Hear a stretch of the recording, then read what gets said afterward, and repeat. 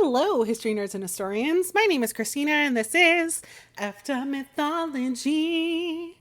This is where we get unhinged while talking about little tidbits from mythology that are super fucked up. I'm back. Hi. So I'm still trying to catch up with all the stories that I've been wanting to do thus far this year because I fell up behind with school, like big time.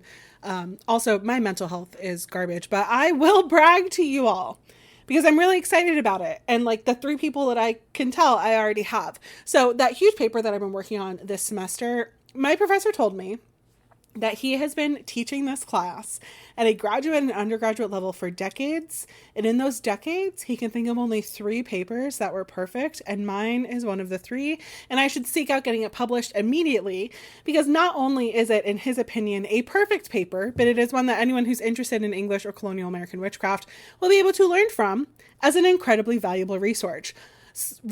So I took that praise and I applied to a conference in the fall, and I just found out I was accepted and will be presenting my research in Canada. So I'll be able to say that I am an international presenter on the history of witchcraft. So I'm just going to say, say whatever the fuck you want about me, because an incredibly respected historian in the field spent 20 minutes hyping me up. And then an international board of British research thought that I was good enough to present at their conference, and I'm just invincible for the next 3 to 5 business days. After that, I will return to the same anxious and sensitive mess that cries for no reason. And at that point, I do request that you be nice to me because I'm fragile. So I know that I said that there are 1,006 stories that I was supposed to do to catch up, and those are still going to get done at some point. But honestly, at the moment, I don't want to do any of them. Most of them are history, and I just really don't want to do history right now. But you know what? I know it's June when this is going out, but I was writing this on my birthday at the end of May, and that means that I can do whatever I want to and break from the regularly scheduled program if I want to and cry if I want to. But to be fair, I do that on a regular basis for very little reason whatsoever. But anyway, so let's do a mythology series. Although not series, just mythology mega episode. So last April, I did a whole series on Troy, what happened in the Iliad, what happened before and after the Iliad with Achilles and his, according to historians and classicists, very best friend Patroclus, who Achilles' final wish was to have his ashes mixed with in a totally and completely platonic way.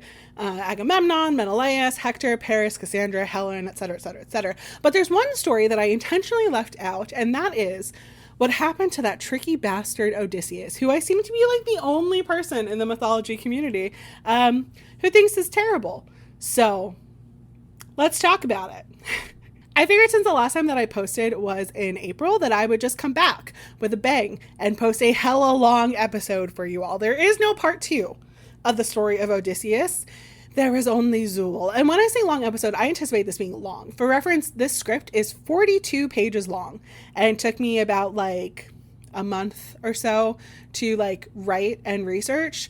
My Troy episodes were 50 pages total, and compiled together was 2 hours and 56 minutes. So I think that this will be my longest single recorded episode to date, but based on my analytics, y'all like that. So I hope you like this one, because without further ado, sit back, relax, and practice your, oh good God, what the fuck faces, of which I made a lot of while I was writing this.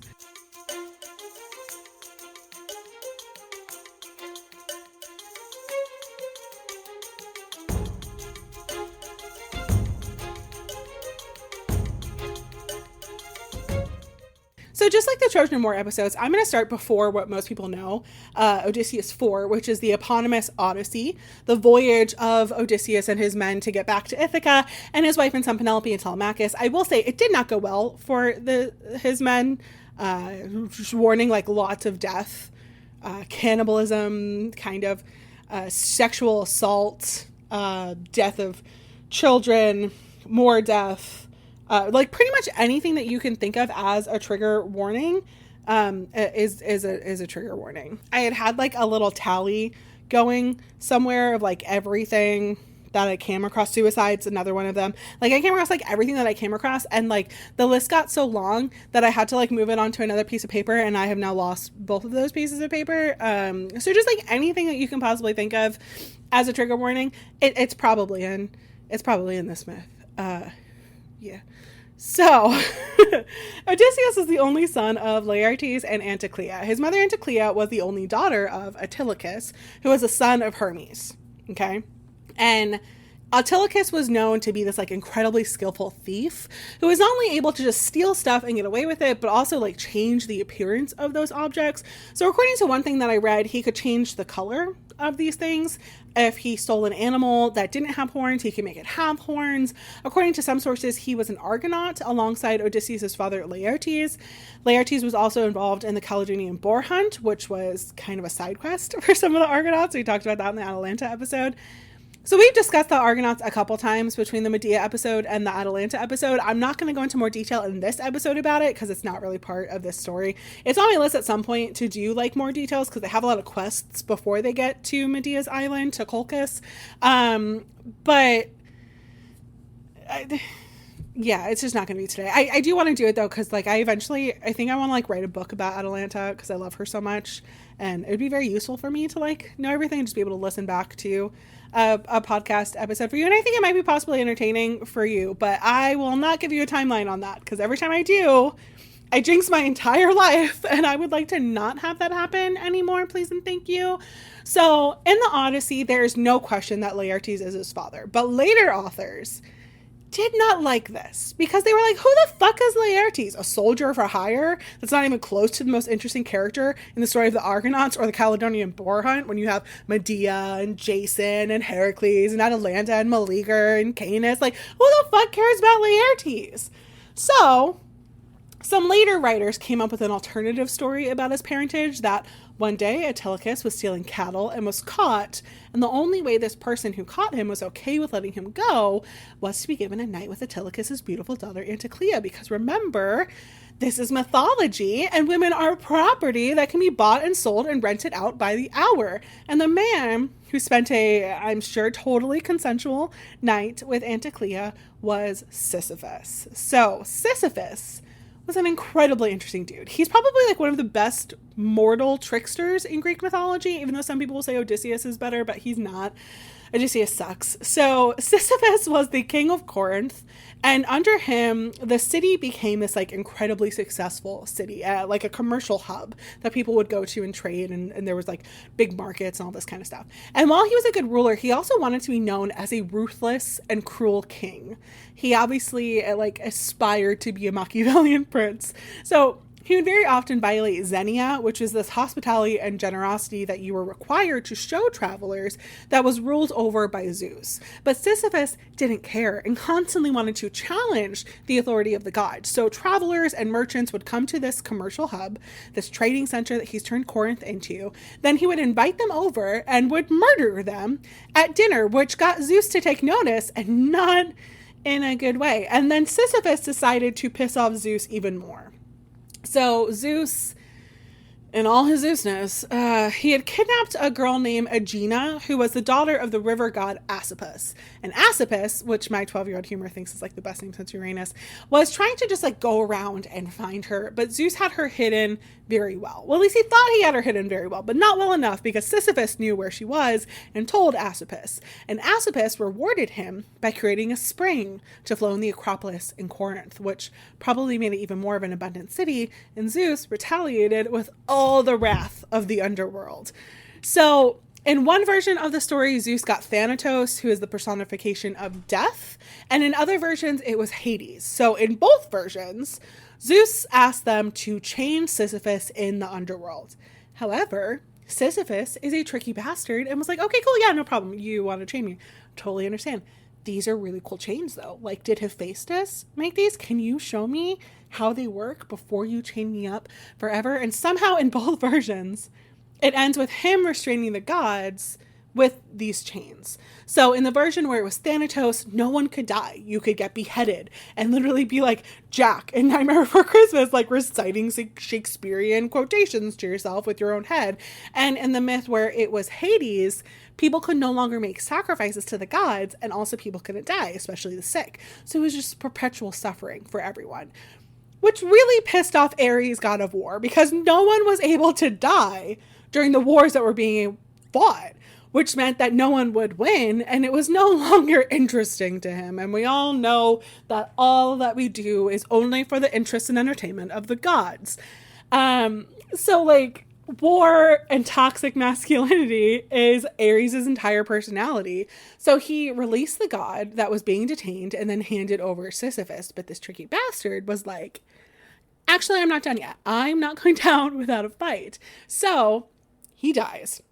But before he dies, he makes his wife Merope promise that after he dies, she wouldn't give him proper burial rites. She would just like throw his body in the middle of the city square to rot.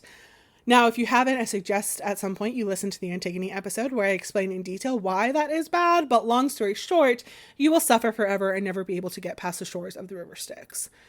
So somehow Sisyphus gets before dread Persephone, goddess of the underworld, and told her what Merope did, how terrible of a wife she was to not give him the proper burial. And he begged her to allow him to go back up to like the mortal realm so that he could chastise his wife. And she says yes. And then he just like refused to go back to the underworld and literally had to be dragged back by Hermes, which I do have to say, I love this for Hermes in the alternative universe where he like sexually assaulted Anticlea, because Hermes, like that's a Hermes descendant. So after all of this, Zeus is finally so fed up with it that when they finally got Sisyphus to the underworld, they punished him by making him push this large boulder up a hill every day. And every day, just as he gets almost to the top, the boulder slips, plummets back down to the bottom, and he has to start all over. And he is still doing this today. This is his punishment for all eternity. And apparently, according to some people, this is Odysseus' father. Now, did I need to talk about all that for the story? No. Did I? Because I've been wanting to talk about Sisyphus, because sometimes in grad school, I too feel like I am pushing a boulder up a hill only to have it roll on top of me down to the bottom where I have to completely start from scratch and think that Sisyphus should be the patron saint of grad students, even though it's probably one of the most heretical things I've ever said as an atheist. Yes. So let's get back to Odysseus. So, despite this side quest that I just took you on, according to Homer in the Odyssey, Laertes and Anticlea are his parents. And Antilochus, his grandfather, had a large hand in raising him. So he learned a lot of his tricky ways from him, but he was also smart because he was the favorite of Athena, god of war and wisdom. So she had one other favorite during this time as well, Diomedes, and she sort of like split her domains between the two, where Diomedes got the warrior part, Odysseus gets the wisdom part, although there are times when I'm like, where's that wisdom? My dude. So there was one occasion where Odysseus was very young and went hunting for a boar with Antilochus. And even though he was very inexperienced, he ended up killing the boar because he's not like other girls. But in the process, the boar did get like one in on him and injured him so badly that even as an adult, decades later, he still has this deep scar in his leg, which I know you're probably like, why is this important? Krystina, you just spent 5 minutes talking about Sisyphus for no reason, and now you're telling this random anecdote about an injury. Can we just get to Circe's Island already? But I promise, it comes into play later. Like, way later. So much later that when I bring it up to you, you'll probably be like, did she really say that? That beginning was just so all over the place and forgettable, and that is just what I'm here to do for you all. So, if you remember from the Troy series, there was this whole thing about Helen and who she was going to marry. She had been kidnapped by my arch nemesis Theseus, which I promise I will be doing at some point. But I just have like a visceral reaction when I think about researching him. Like, I've already started the series that would have to be about him because I can't just tell his myth without also talking about like 4 other stories. And I'm just not strong enough at the moment to talk about him. So anyway, Theseus kidnapped Helen of Sparta because she was the most beautiful woman in the world, and when her brothers found her and rescued her and brought her back, her stepfather Tyndareus became extremely protective of her. So when it finally came time for her to marry, men from all over came to put their name in the hat, right? Like we talked about this in the Troy episode. So Odysseus was sent to Sparta to be one of these men, but he didn't want to be there, and he didn't want to marry Helen. Because even though she was the most beautiful woman in the world, Odysseus was just smitten with Helen's cousin Penelope. It was like love at first sight. Now, somehow, Odysseus was able to get in good graces with Tyndareus, and he expressed his fear that since only one man could get picked to marry Helen, then the rest of them would turn to violence, and it would become this all-out war. This was a totally justifiable fear when you have a bunch of super masculine warriors or kings who are never told no. So the whole idea of making all the men take an oath that they wouldn't fight and would go to war for Helen if she was ever kidnapped was Odysseus's idea in return for Tyndareus talking him up to Penelope's dad. So while I argued last year that Theseus was inevitably the cause of the Trojan War, Odysseus is kind of like an accomplice to it, and so therefore I blame him just as much for Patroclus' death and will never forgive him for anything that he does ever again. He is dead to me. I mean, he's literally dead, but he's also dead to me. So when Menelaus was chosen by Helen, all the men just left except for Odysseus. He hung back to make sure that Tyndareus carried out his part of the deal. And very soon after, Odysseus marries Penelope, and soon after that, they move to Ithaca and have their son Telemachus. And all was happy and great until Eris threw that damned apple into the midst at Peleus and Thetis' wedding, and the gods brought a mortal nobody named Paris in to solve the problem that she created. Again, I already talked about all of this in the Trojan War series, mostly in part 2, but I will give a quick recap. So Peleus and Thetis are getting married. All the gods and goddesses are invited, except for Eris. Eris is the goddess of discord and chaos. They wanted the party to just be chill. Thetis was being forced to marry her rapist, and we just wanted everyone to be happy about it, okay? But Eris won't stand for this, and she lives for the drama. So she walks in, smiles at everyone, throws a golden apple into the room, and walks out. And on this apple is written 3 words: for the fairest. Well, Hera, Aphrodite, and Athena all think that they are the fairest. Arguing ensues. None of the gods can get involved at risk of pissing off one goddess or another and facing their wrath for the rest of their mortal life. So they pick a mortal named Paris. The 3 goddesses try to tempt him with a gift if he picks them. Athena, goddess of war and wisdom, offers him war and wisdom. Surprise, Athena doesn't really deviate from her domain. Hera offers just to give him Europe and Asia without lifting a finger. And Aphrodite is yeah, I'll just give you the hottest woman in the world as a wife. And the ever shallow Paris doesn't even let Aphrodite finish her sentence before he declares her the fairest. It just so happens that the most beautiful woman in the world is Helen of Sparta, who is married with multiple children, which doesn't stop Paris at all from either kidnapping her or seducing her and running away with her, depending on the source and interpretation, and she becomes Helen of Troy. Well, according to that truce that Odysseus thought up, now every man in Greece needs to go and get her back, except Odysseus doesn't want to go and get her back, even though he was the one who thought of this truce and agreed to it. He is happily still in the honeymoon period of his marriage. He just became a father. He doesn't know how long he'd be gone for. He went to an oracle at one point who told him it would take him forever and a day to get home. And he just doesn't want to. So when the warlords come to get him, he pretends that he has gone insane. When they come, he's tending his fields, but he's acting really strange. He yoked a donkey and an ox together, and while these are both really powerful animals in the field, they have different weights and strengths and gaits. He's throwing what appears to be seeds into the field, but they soon realize that it's actually salt, which will not only obviously not grow into anything, but it will destroy his field, making it completely infertile. He's muttering to himself and not making any sense when they try and talk to him, but Palamedes, one of the warlords, doesn't believe him. So he takes the newborn baby Telemachus and places him in front of the plow. And instead of running over and killing his brand new and only son, he veers out of the way and is you got me, JK. Because we all know that literally every single person who's mentally unwell would just run over a baby. I myself have run over 16 or 17 in my lifetime. I mean, how could I ever be expected to keep track? I'm mentally ill. So an oracle told the Greeks that they wouldn't be able to win the war in Troy without Achilles, and Odysseus was one of the ones to go get him. Again, extreme detail with this last year. But Achilles was in Skyros. He was only 15 or 16, and one of his parents took him there to hide him, specifically disguising him as a teenage girl named Pyrrha because of the prophecy that if he went to Troy, he would die. So Odysseus and some of the other big names in the Iliad arrive in Skyros after a seer named Calchas told him that he was there.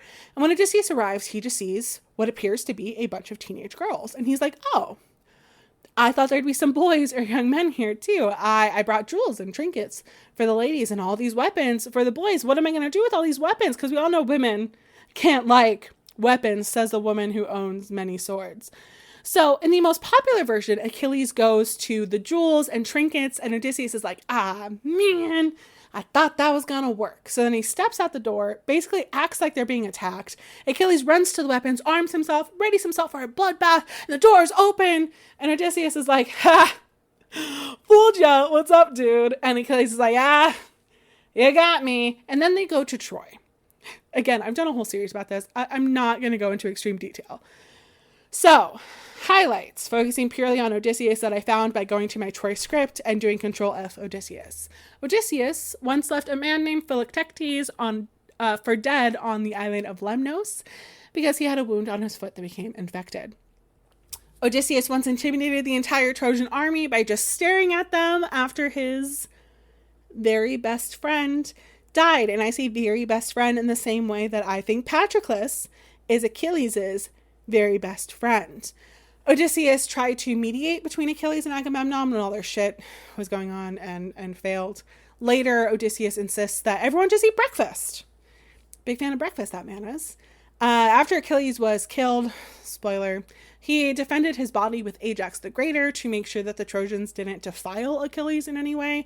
So Ajax was like carrying Achilles' body back while Odysseus was fighting people off, which led to this feud between Ajax and Odysseus when they were trying to figure out who was more deserving of Achilles' belongings. It was determined that Odysseus would receive them, which led to Ajax being like, I'm gonna fucking kill everyone! And then he goes literally insane with the help of Athena, mistakes some cattle for the men that he's trying to get revenge on, really fucks up the one that he thinks is Odysseus, and then the next morning comes to his senses, realizes what he's done, and falls on his own sword, killing himself, which was then, like, pointless when Achilles said Neoptolemus arrived, like, what feels like the next day, and Odysseus was like, here you go, all of your father's things. Happily will hand them over to you. Then Odysseus and Diomedes went to the seer Calchas to ask how they could win the war now that Achilles was dead, and he told them that they needed the bow and arrow of Heracles, which happened to belong to Philoctetes, who Odysseus left on the island of Lemnos because he had a wound that became infected. And Odysseus was like, hey, let's just go back to Lemnos. I'm sure that he's dead by now. He was not dead by now. He was very much alive and very much angry at the whole being left on the island of Lemnos thing because he had a wound that became infected. Odysseus was like, let's just trick him and steal it. And Diomedes is like, no. What the fuck is wrong with you? I thought you were supposed to be the one that got Athena's wisdom and I got her strength in battle. What the fuck, dude? Like, let's just talk to him and ask if he'll come back with us to Troy with Heracles' bow and arrow that he was gifted. I know you like to do the stabby stabs and the tricky tricks, but there's a time and a place, Odysseus. And Philoctetes was like, yeah, I will gladly come because Heracles came to me in a vision and told me that I would be the greatest and boldest warrior. And I've got a lot of pent up rage from being left on the fucking island of Lemnos for the last 10 fucking years. And he ended up being the one who kills Paris, spoiler, which then is just like this whole domino effect of Troy falling and the Greeks winning the Trojan War. And this is when Odysseus really shines in the Iliad. And again, I've already told this thing last year, but here it is again in a brief synopsis because it's important. So after Paris died, there was this fight between a guy named Helenus and another named Deiphobus who would marry Helen. Helenus lost, and as he was heading back home, he was kidnapped by the Greeks, namely Odysseus, who agreed to let him go as Helenus told him how to defeat Troy. Helenus explains that Troy will fall if the bone of Pelops and Athena's palladium are stolen, and if Achilles' son takes to the field. Now, the bone of Pelops and Achilles' son are easy peasy lemon squeezy, but the palladium is a little bit harder to do because it involves infiltrating Troy, which is like these huge walls that are like impenetrable, right? So Odysseus does this by dressing in rags and having Diomedes whip him so that when he runs into Troy, it seems like he's just like a slave seeking refuge, not king of Ithaca, and he's able to steal a palladium. And then all the Greeks leave. They pack up. They abandon their camp, which is weird. And they leave this giant horse outside the gates of Troy with, quote, in faithful anticipation of a safe return to their homes, the Greeks dedicate this offering to the goddess, meaning Athena. And after some argument and warning from Cassandra that nobody listens to, the Trojans bring this horse into Troy. Well, according to Robert Graves, 23 or 30 or 50 or 3,000 men climbed out and wreaked havoc on Troy, defeating everyone. And then, after the battle was won, Odysseus decided that all the descendants of Priam, the king of Troy, should be eradicated. And by all the descendants of Priam, he meant all of them. Priam, depending on the source you read, had anywhere from 50 to 69 sons. This doesn't include his daughters, of which many sources say there were 50 of. And many of those 100 to 119 children had children of their own, so Odysseus calls for and is responsible for a complete and utter massacre. And this is not the only one that he is responsible for. He decides to show how serious he is about this idea by ripping Hector's baby son Astyanax from his mother's arm and throwing him off the wall of Troy. And this is when my dislike for Odysseus became hatred for Odysseus. And then I think back on the events that we'll be talking about in this series, because I read the Odyssey in high school and college, and I questioned why people like him at all. I do have to mention that not all the descendants of Priam were murdered. Some of them became war prizes, along with the wives and daughters of some of the other Trojan leaders. And by war prizes, I do mean sex slaves. And when they get to Polyxena, Priam's daughter, Achilles' son Neoptolemus says that Achilles came to him in a dream, demanded her to be sacrificed at his tomb, so that he had his spoil of war as well. Argument ensued over whether they should sacrifice her. Not because they thought that she mattered and that she shouldn't be killed, but because they thought that someone alive should get to enjoy her. And then Odysseus grabs her and holds her down while Neoptolemus killed her at Achilles' tomb. And then it's decided that Priam's wife Hecuba would be given to Odysseus, who just called for all of her children and grandchildren to be killed or auctioned off as sex slaves to the people who killed the rest of her children. And the absolute audacity that this woman has to dare say an insult to Odysseus after all of this. And then he just had to kill her. He had no other option but to kill her. And then when he buries her, he writes that it's the bitch's tomb on her stone. And I think that he deserves literally every negative thing that's coming for him in today's episode. And I honestly wish that more would happen. So now that we have all the background that led up to the Odyssey, let's get started with what happened to Odysseus after the Trojan War ended. So all of the Greeks who survived the Trojan War make their way back home. Many of them had issues and it took a while to get there. You find out that Zeus planned for them to have a rough time on their journey home. And Athena was really pissed about something I honestly couldn't figure out by reading this entire book. And a lot of the men fought before they left and had rough journeys home, but nothing compared to Odysseus. Now, if you have read the Odyssey, it begins in medias res, which means it begins in the middle. And that is not how I want to tell the story. So I'm making the creative decision to make my life 10,000 times harder and tell this chronologically and skip to chapter 9 of the version that I have and then go back to the beginning, I think, at some point. So this whole thing is Odysseus telling his story to someone. So it is incredibly biased, and I will be inserting my own opinions. And I apologize in advance because the story is a lot of, we sailed and then we ended up on this island and then this happened and then we got back on a ship and sailed and ended up on this island and then this happened, and just sprinkle some cannibalism in there. And that's the first chunk of this story. And then the second chunk of this story is a lot of repeating these adventures and plotting murder that doesn't happen until the second to last chapter. So Odysseus is on his way back to Ithaca from Troy with about 600 men on 12 ships when the strong wind blows them off course, and all of them end up in Seconus and Ismarus. Odysseus arrives and is like, this is a wonderful city. It would be a shame if something happened to the inhabitants here. And then he sacks the city and kills all the men and took all the wives as sex slaves and shared them with his men along with the riches of the city. Did Seconus and Ismarus do anything to him other than exist? No. Why do people like Odysseus? Fuck if I know. So they do this, and then Odysseus is like, okay, time for us to go. And all of his men are like, why? Why would we want to do that when we have women and sheep and cattle on this wonderful beach? And then the other people on the island who were skilled at fighting on horseback come, quote, like leaves and blossoms in the spring at dawn. And then Zeus gave us bad luck. Poor us. How dare these people retaliate on Odysseus and his men? So they lost a few men in this pseudo battle, but for the most part they all got away. And then Zeus hurls the north wind at their ship and sends a typhoon and made the world all dark and foggy, and the waves and the wind were so violent that they actually had to lower their sails, and they were stranded at sea for 2 days and nights. And just when they thought that they were good and heading back home, another wind comes and they were stranded for another 9 days. And eventually they land on the shore of this random island. So Odysseus sends 3 men to see what the inhabitants of this island are like and if there are any resources so that they can murder, rape, and pillage, probably. And they come across these peaceful people called the Lotus Eaters, who are just happy. They share their lotus fruit with these men. They lose, and the men lose the will to return home. They're incredibly happy. They forget their sad past. They lose all the will to go home. And then Odysseus finds them and drags them back to the ship in tears and ties them below deck. So they get back onto the water, and eventually they find land again. But this is a really weird island. There aren't houses or farms, although there are clearly inhabitants on this island, as well as goats in the mountain. And the men start hunting these goats and kill a ton of them, way more than they could ever really need.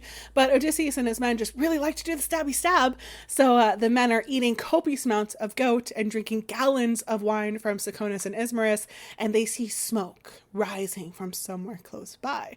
So Odysseus went to go see who these people were and if they were friendly or whatever.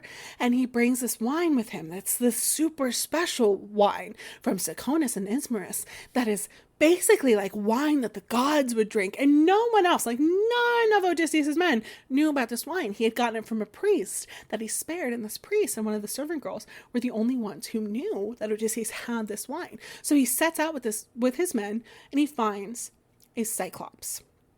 Now, Cyclops are these giant one-eyed beings on this island. And Odysseus says on this island that they completely trust in the gods. They don't farm, they don't build ships, they don't trade, they don't build houses. They just live in caves, and they just raise their sheep. So the Cyclops that they find is especially antisocial and just like to tend his flock. When they come across his cave, he's out in the fields, and they're fucking Goldilocks or something, coming in, deciding that they can do whatever the fuck they want. They see cheese and sheep of all different ages, ranging from newborns to nursing ewes, and they're let's take everything, because we're entitled white men.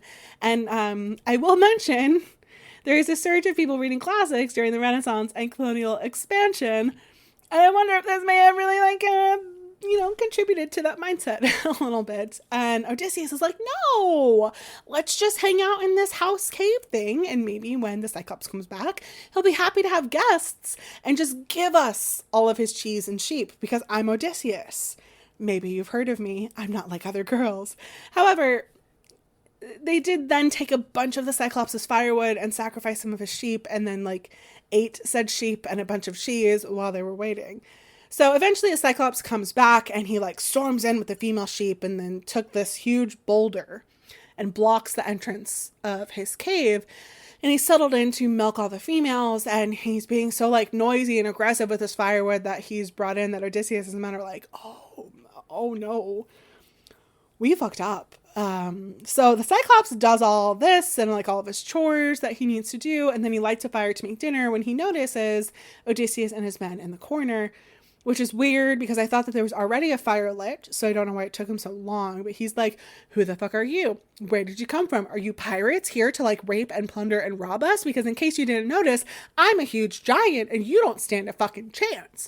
So Odysseus is no, we're Greeks on our way home from Troy, and we were blown off course, and we were wondering if maybe you would grant us some gifts, because that's what hosts are supposed to do, even though we weren't invited. So I don't know if that still works, but it's please, Cyclops, in the name of Zeus, may I have some more? And the Cyclops is yeah, on this island, we don't give a shit about Zeus, and if I let you live, it is not a fear of Zeus. So where are you going in that fine ship of yours? And Odysseus is ha ha, I saw right through him. I know how these things work. So I lied to him and told him that Poseidon shipwrecked us, because getting the wrath of Poseidon, that's a good sign, right? Except for this Cyclops. And the Cyclops just grabs 2 of Odysseus' men, knocks them against the ground, quote, like puppies, bashes their heads in, rips them up, and eats them for dinner. And Odysseus and his men can't do anything because there's a giant boulder blocking their exit. So they had to just sit and watch. And then after dinner, the Cyclops lays down and goes to sleep. And in the morning, he lit his fire and did his chores, ate 2 more of the men for breakfast, and then took his flock outside and put the big boulder back in place so they couldn't escape, because why would he? No one likes to go to the grocery store, and these dudes Instacarted themselves into his house cave thing. So while he was gone, Odysseus was plotting his revenge and their escape. So the Cyclops had this giant piece of wood that he was whittling into a walking stick. So Odysseus broke a piece off and told his men to scrape it sharp, and then he hid it in a pile of sheep shit. And then later, when they had the opportunity to, they would use this sharp shit shank to stab his eye and blind him. So after a few hours, the Cyclops comes back, does his chores, eats 2 more men, of course, and Odysseus is like, here, have some wine to wash it down with. I have this super fancy wine that basically only the gods drink. And the Cyclops enjoys this wine and is like, tell me your name so I can give you a gift as a guest. And Odysseus gives him 3 more cups of wine, gets him completely shit-faced drunk, and then says, my name is No Man. Now what is my gift? And the Cyclops says, my gift to you is that I will eat you last. And then he passes out, and Odysseus takes his opportunity to take this giant spear and stab the Cyclops' eye. So the Cyclops wakes up and screams for the other Cyclopses, and they're like, Polyphemus! His name's Polyphemus, by the way. Polyphemus, what happened? Are you okay? Is someone hurting you? And he's like, no man is hurting me. And they're like, okay. Then why the fuck are you screaming if no man is hurting you? Has Zeus made you insane? Like, pray to your dad Poseidon and just like leave us alone and stop screaming. And then they left laughing at him. But Polyphemus moves the boulder that's blocking the exit and is like reaching around to grab at whoever tries to escape. So Odysseus ties his men to the bottom of the rams so that when Polyphemus grabs at one, he'll think it's just a ram and he won't kill it. But Polyphemus knows these rams really well, and even though he can't see, he can tell which ones they are just by touch. And the one that Odysseus is tied to, he's like, what's going on, bud? Like, why are you so slow today? Like, you're usually the first out in the morning. I know. It's because you're so sad about what happened to me, and if only you could speak and let me know where he is so that I can bash his fucking brains in. And the ram is like, bah, bro, I'm fucking trying to tell you that something is wrong. But Polyphemus just like sends him out into the field.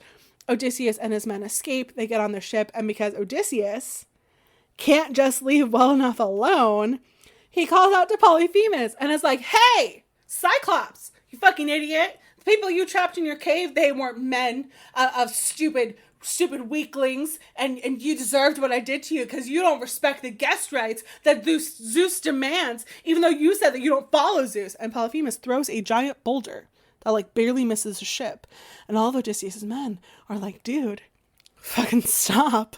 You're gonna get us fucking killed. And Odysseus is like, no, I'm still mad. And he screams at Polyphemus, if anyone asks who made you blind, you make sure that you tell them Odysseus of Ithaca, city slacker, son of Laertes, husband of Penelope, father of Telemachus. Here is my phone number and my email address. That's Odysseus. And Polyphemus is like, oh yeah, I figured it was you because a prophet told me once that Odysseus would blind me, and I thought that he would be this tall, handsome guy that would defeat me through strength and courage, not a little fucking coward who had to get me drunk and blind me while I was sleeping. But thank you so much for confirming it to me. I'll make sure that my father hears of this. My father, Poseidon, god of the sea, of which you are currently traveling on and rely on to get back home to Ithaca, and your father Laertes, and your wife Penelope, and your son Telemachus. It would be a shame if something would happen to stop that. Hey, Dad. It's me, Polyphemus. How's it going? Hello, running with Odysseus. I'm sure you've heard of him. Could you just make it so that he never gets back home? Or if he has to, because the fates demand it, let it be very late, with no honor and no ships, and let all of his men die. Let him return to Ithaca in pain, both physically and mentally. Let him arrive grieving for all the men that he lost. That will be entirely his fault. And when he arrives in Ithaca, let the struggle continue, and let him find more trouble in his own house. Do this for me, Dad, if you respect me as a son at all. And Poseidon, really likes this guy because he's like, bet, I got you, dude. Don't you worry. And Polyphemus takes one more large boulder and chucks it into the sea, and Poseidon helps the waves beach them on another shore, where Odysseus makes a sacrifice to Zeus, and Zeus is like, I am not getting involved in this, and fucking ignores him. So the next day they set out on the waters again and eventually find themselves on the island of Aeolus, who was the keeper of the winds. Aeolus had 12 children, 6 daughters and 6 sons that were all married to each other. Don't ask too many questions. These are gods. They have different rules. And Odysseus and his men stayed there for a month at Aeolus's insistence. And when they left, Aeolus tied up a gust of wind in a leather bag, secured it with silver, made sure nothing could get out, and gave it to Odysseus. Odysseus refused to tell everyone what was in this bag, refused to let anyone touch it. And then Aeolus had Zephyr, the god of the west wind, help blow their sails home. They sailed for 10 days, and on the morning of the 10th, they could see Ithaca. They were so close that they could see people stoking the fires on the shore, and Odysseus was so relieved that he finally let himself rest.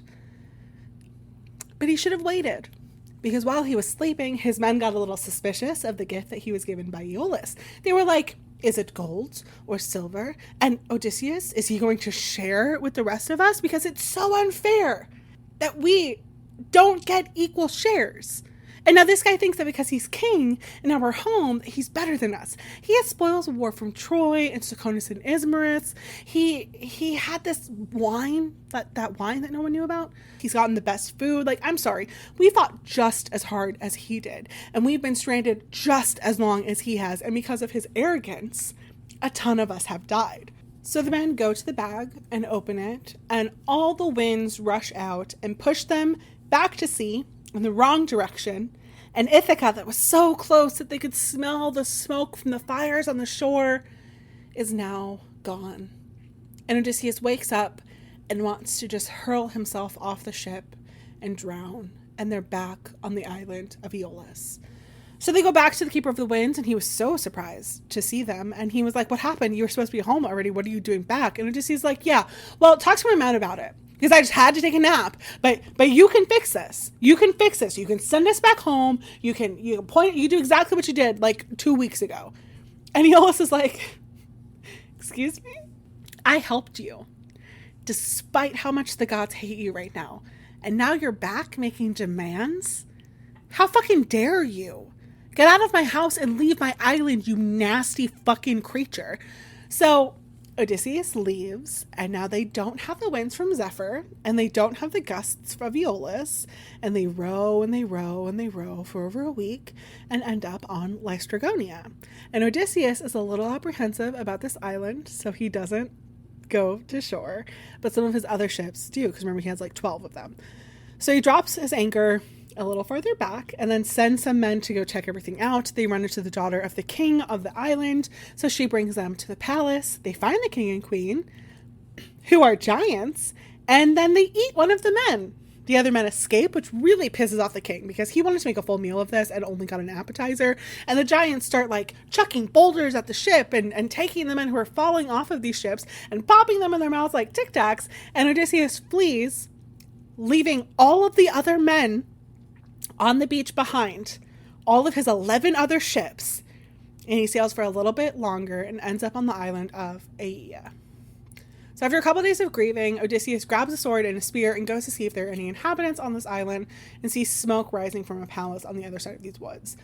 On his way back to the ship, he comes across this giant stag, which he of course kills and brings back to his remaining men, of which there are far less than when we started, and they have dinner. He tries to give them a pep talk, like, oh guys, it's okay, we won't die today. We might tomorrow when we go investigate this island, because if we go by our odds, right now there's like a 40% chance that some of you will become snacks. So they divide into 2 groups, and Odysseus goes one way, and one of his men, Euryclus, and his 22 men found Circe. Now by this, I wonder if it means that there are only 45 or 46 people left of the approximately 600 that he set out with. What great odds. He's a great leader. So outside of Circe's house, there are mountain lions and bears and wolves, oh my, that Eurylochus says she must have tamed with drugs or something, because they come up to them and his men and were like wagging their tails and nuzzling them like dogs. And over the noise of this animal, they can hear singing. And one of the men is like, hey y'all, I hear singing and it's really beautiful. And I can kind of see someone working on this massive loom inside. I don't know if she's a woman or a goddess, but let's call out to her and try to get her attention, and maybe she'll help us, because this has worked for us in the past so far. So he does, and Circe immediately comes out and welcomes him in, and all the men are immediately enchanted and follow her in, except for Eurylochus, who has seen some shit and is understandably cautious, and with good reason, because she takes the men inside and gives them cheese and honey as well as wine mixed with barley. And I guess the barley just completely covers up the taste of her hypnol, because she then turns them into pigs. Literally. Makes them into pigs, but they still have their normal, like, man brains. I could not think of the word for that, like what I'm thinking of, instead of man brains. When I asked my husband, he was like, what's wrong with man brains? And refused to help me because he thought it was funny and, quote, so very you. So I leave you with man brains. What my husband's man brain thinks is funny.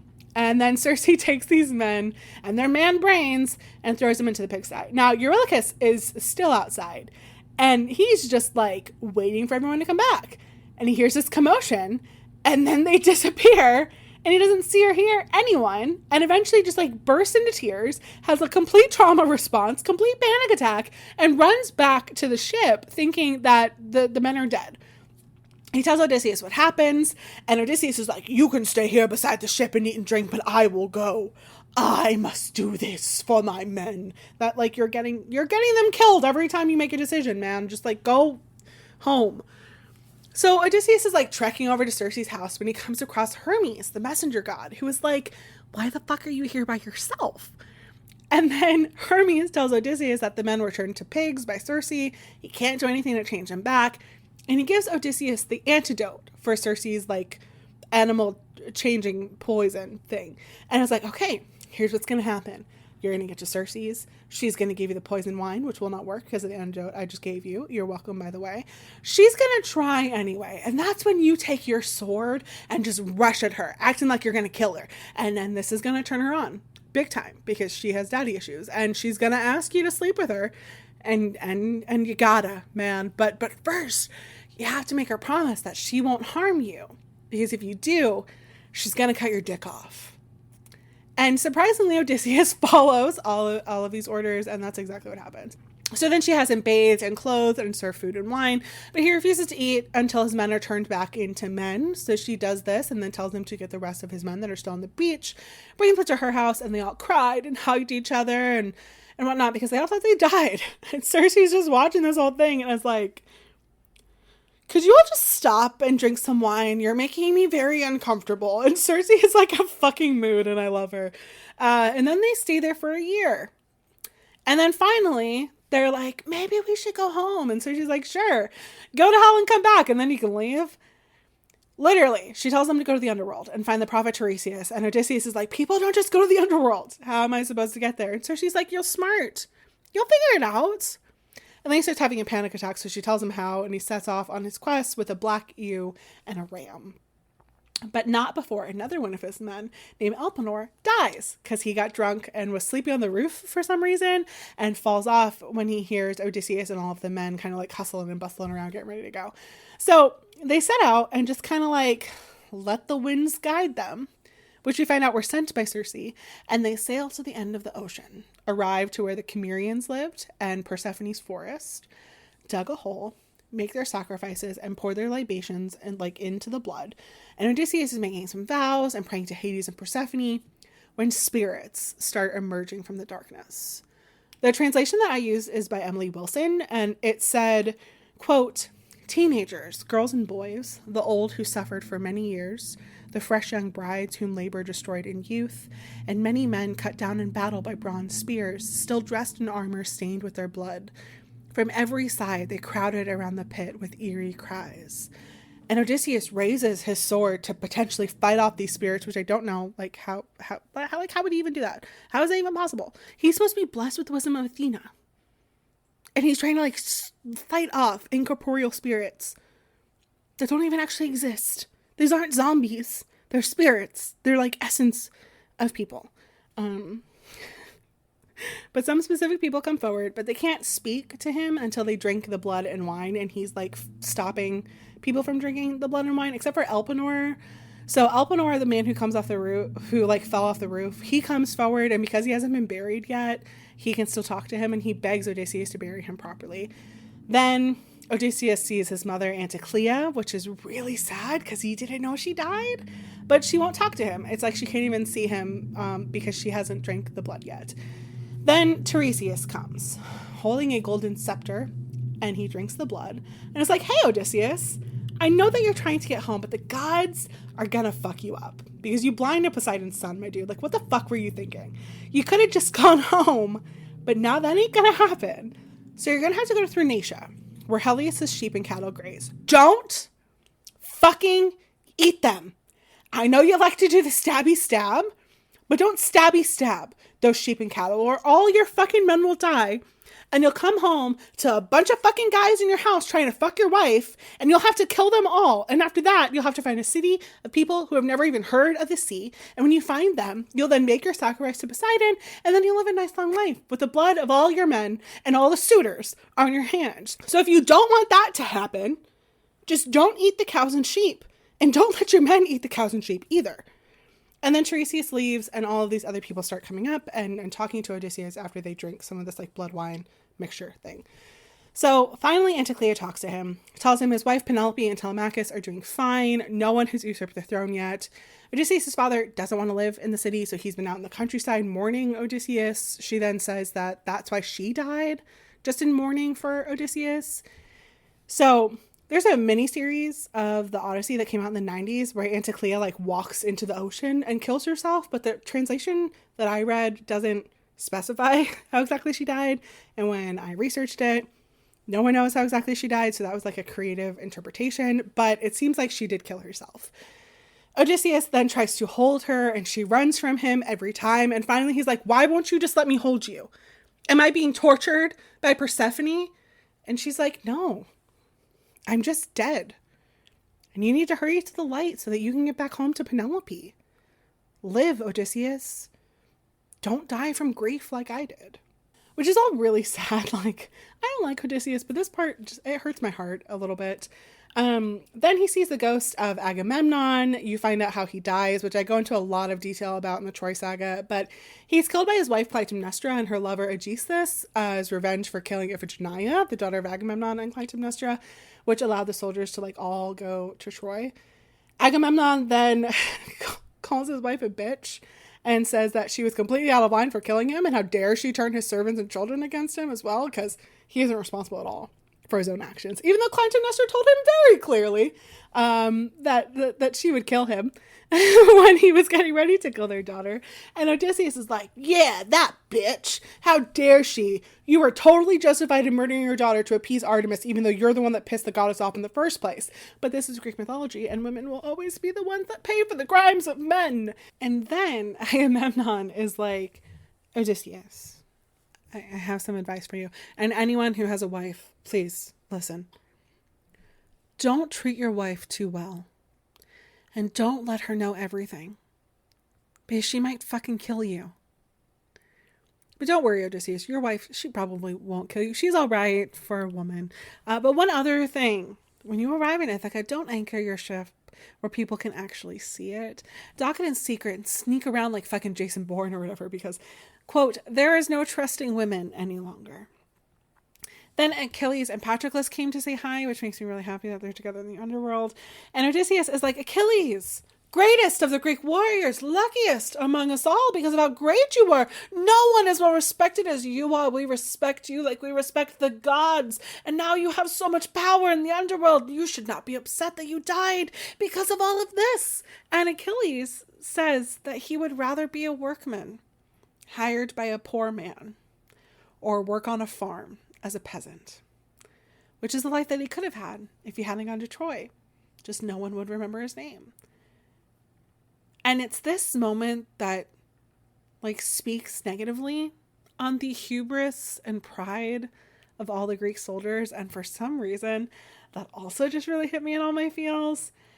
And then Odysseus sees Ajax and tries to make amends about the whole like Achilles armor debacle. He saw Minos with the Minotaur fame. He saw Orion. And then he saw some of the people being punished for their crimes in life. Like a man who was so thirsty, but every time he reached for water, it would dry up.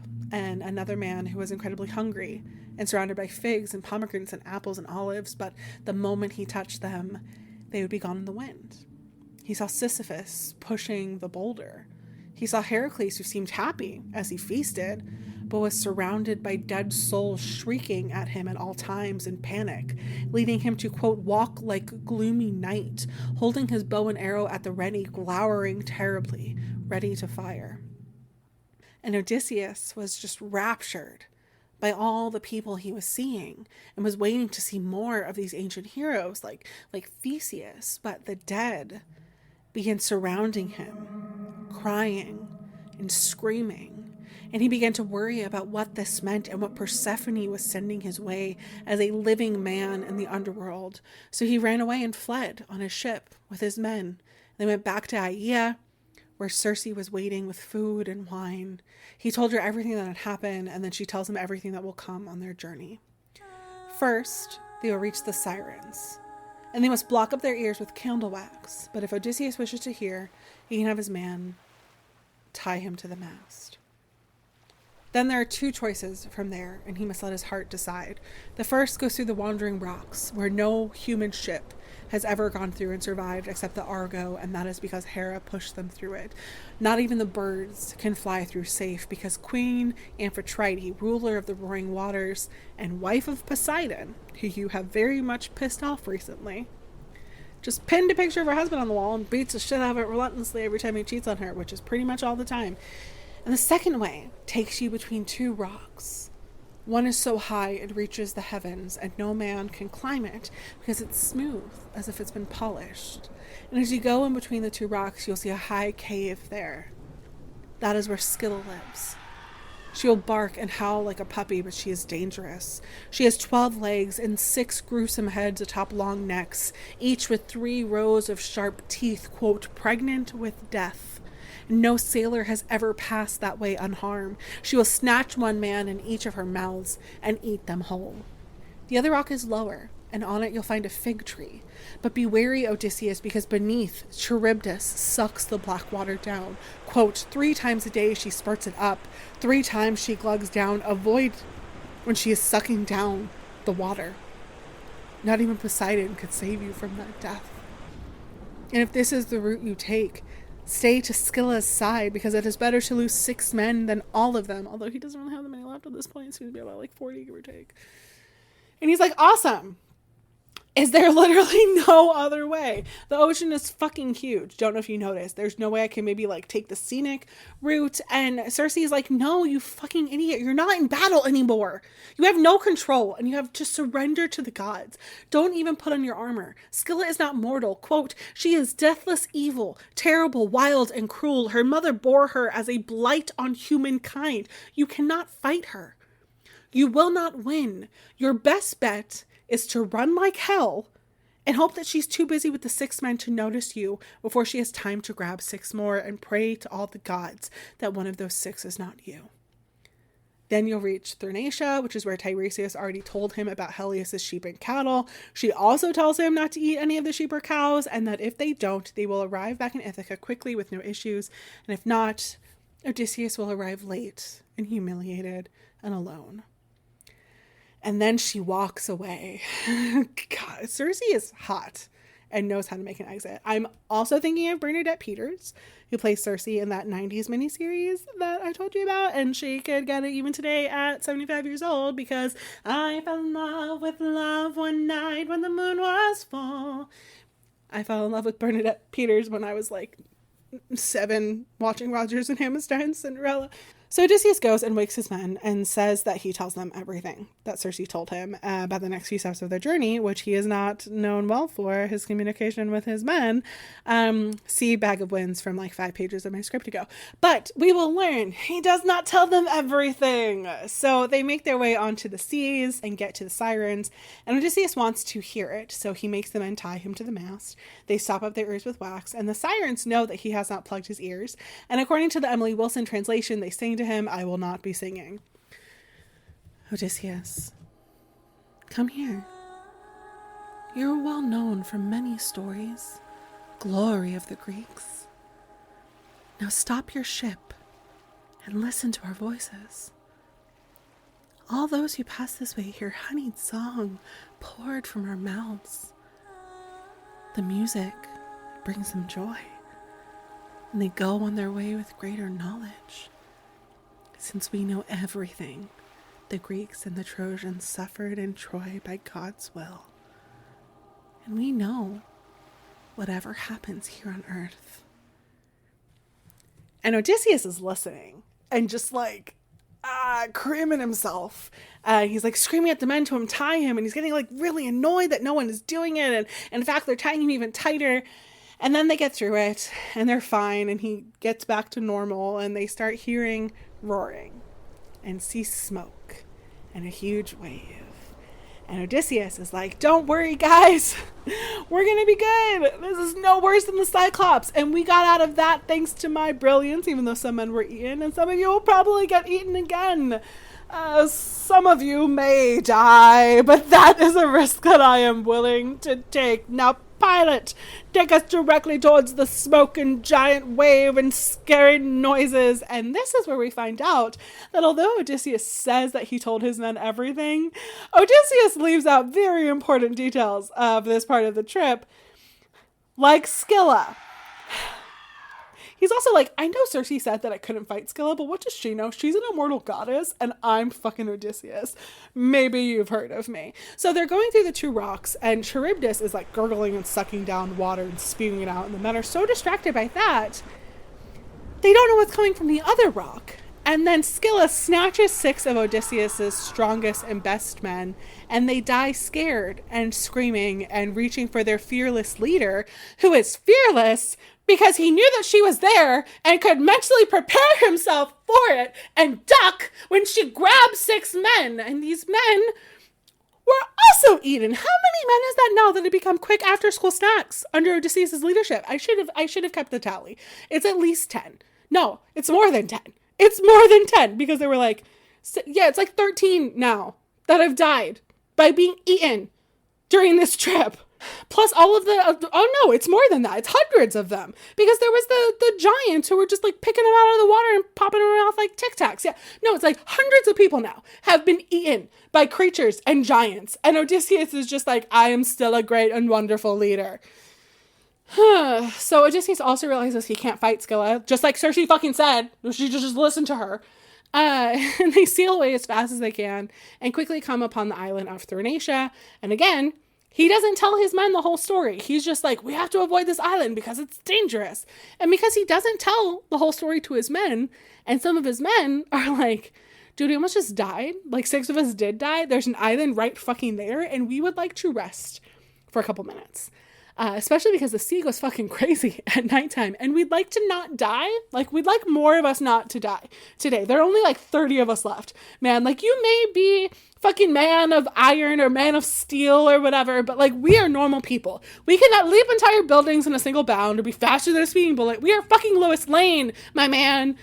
And Odysseus is like, oh, a spirit must be plotting our destruction and making them say that. You forced me to yield, man.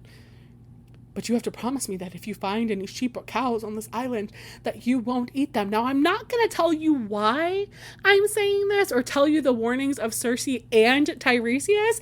I'm just going to tell you to obey me because I'm an authoritarian parent. And honestly, Telemachus was way better off with me not raising him, because I would have caused him immense trauma and he probably would have been no contact by this point. So they anchor and they make some food that they got from Circe, and they go to sleep on solid ground, thinking that they're going to just set sail again the next morning. But that night, Zeus sends in a fog, and these crazy winds. And when they wake up the next morning, they can't get back on the water.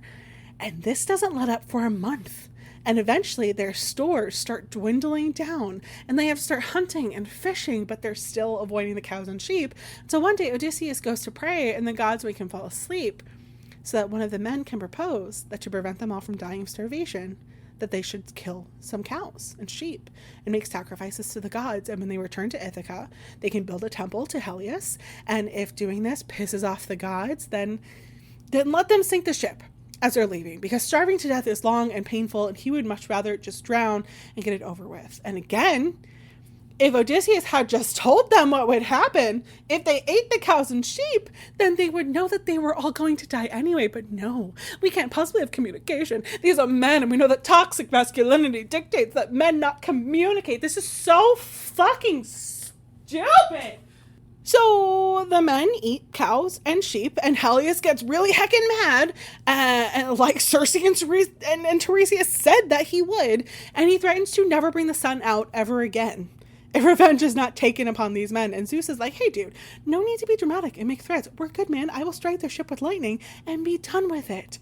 So he clears the fog, they get back on their ship, and then like the moment they get a little far away from shore, Zeus just lets the storm unleash and everyone dies except for Odysseus. But it isn't like he got out scot-free, because the winds of this storm blows him back to the rocks of Scylla and Charybdis. So he jumps off of his ship and he clings to this like fig tree that's on the cliff on Charybdis' side.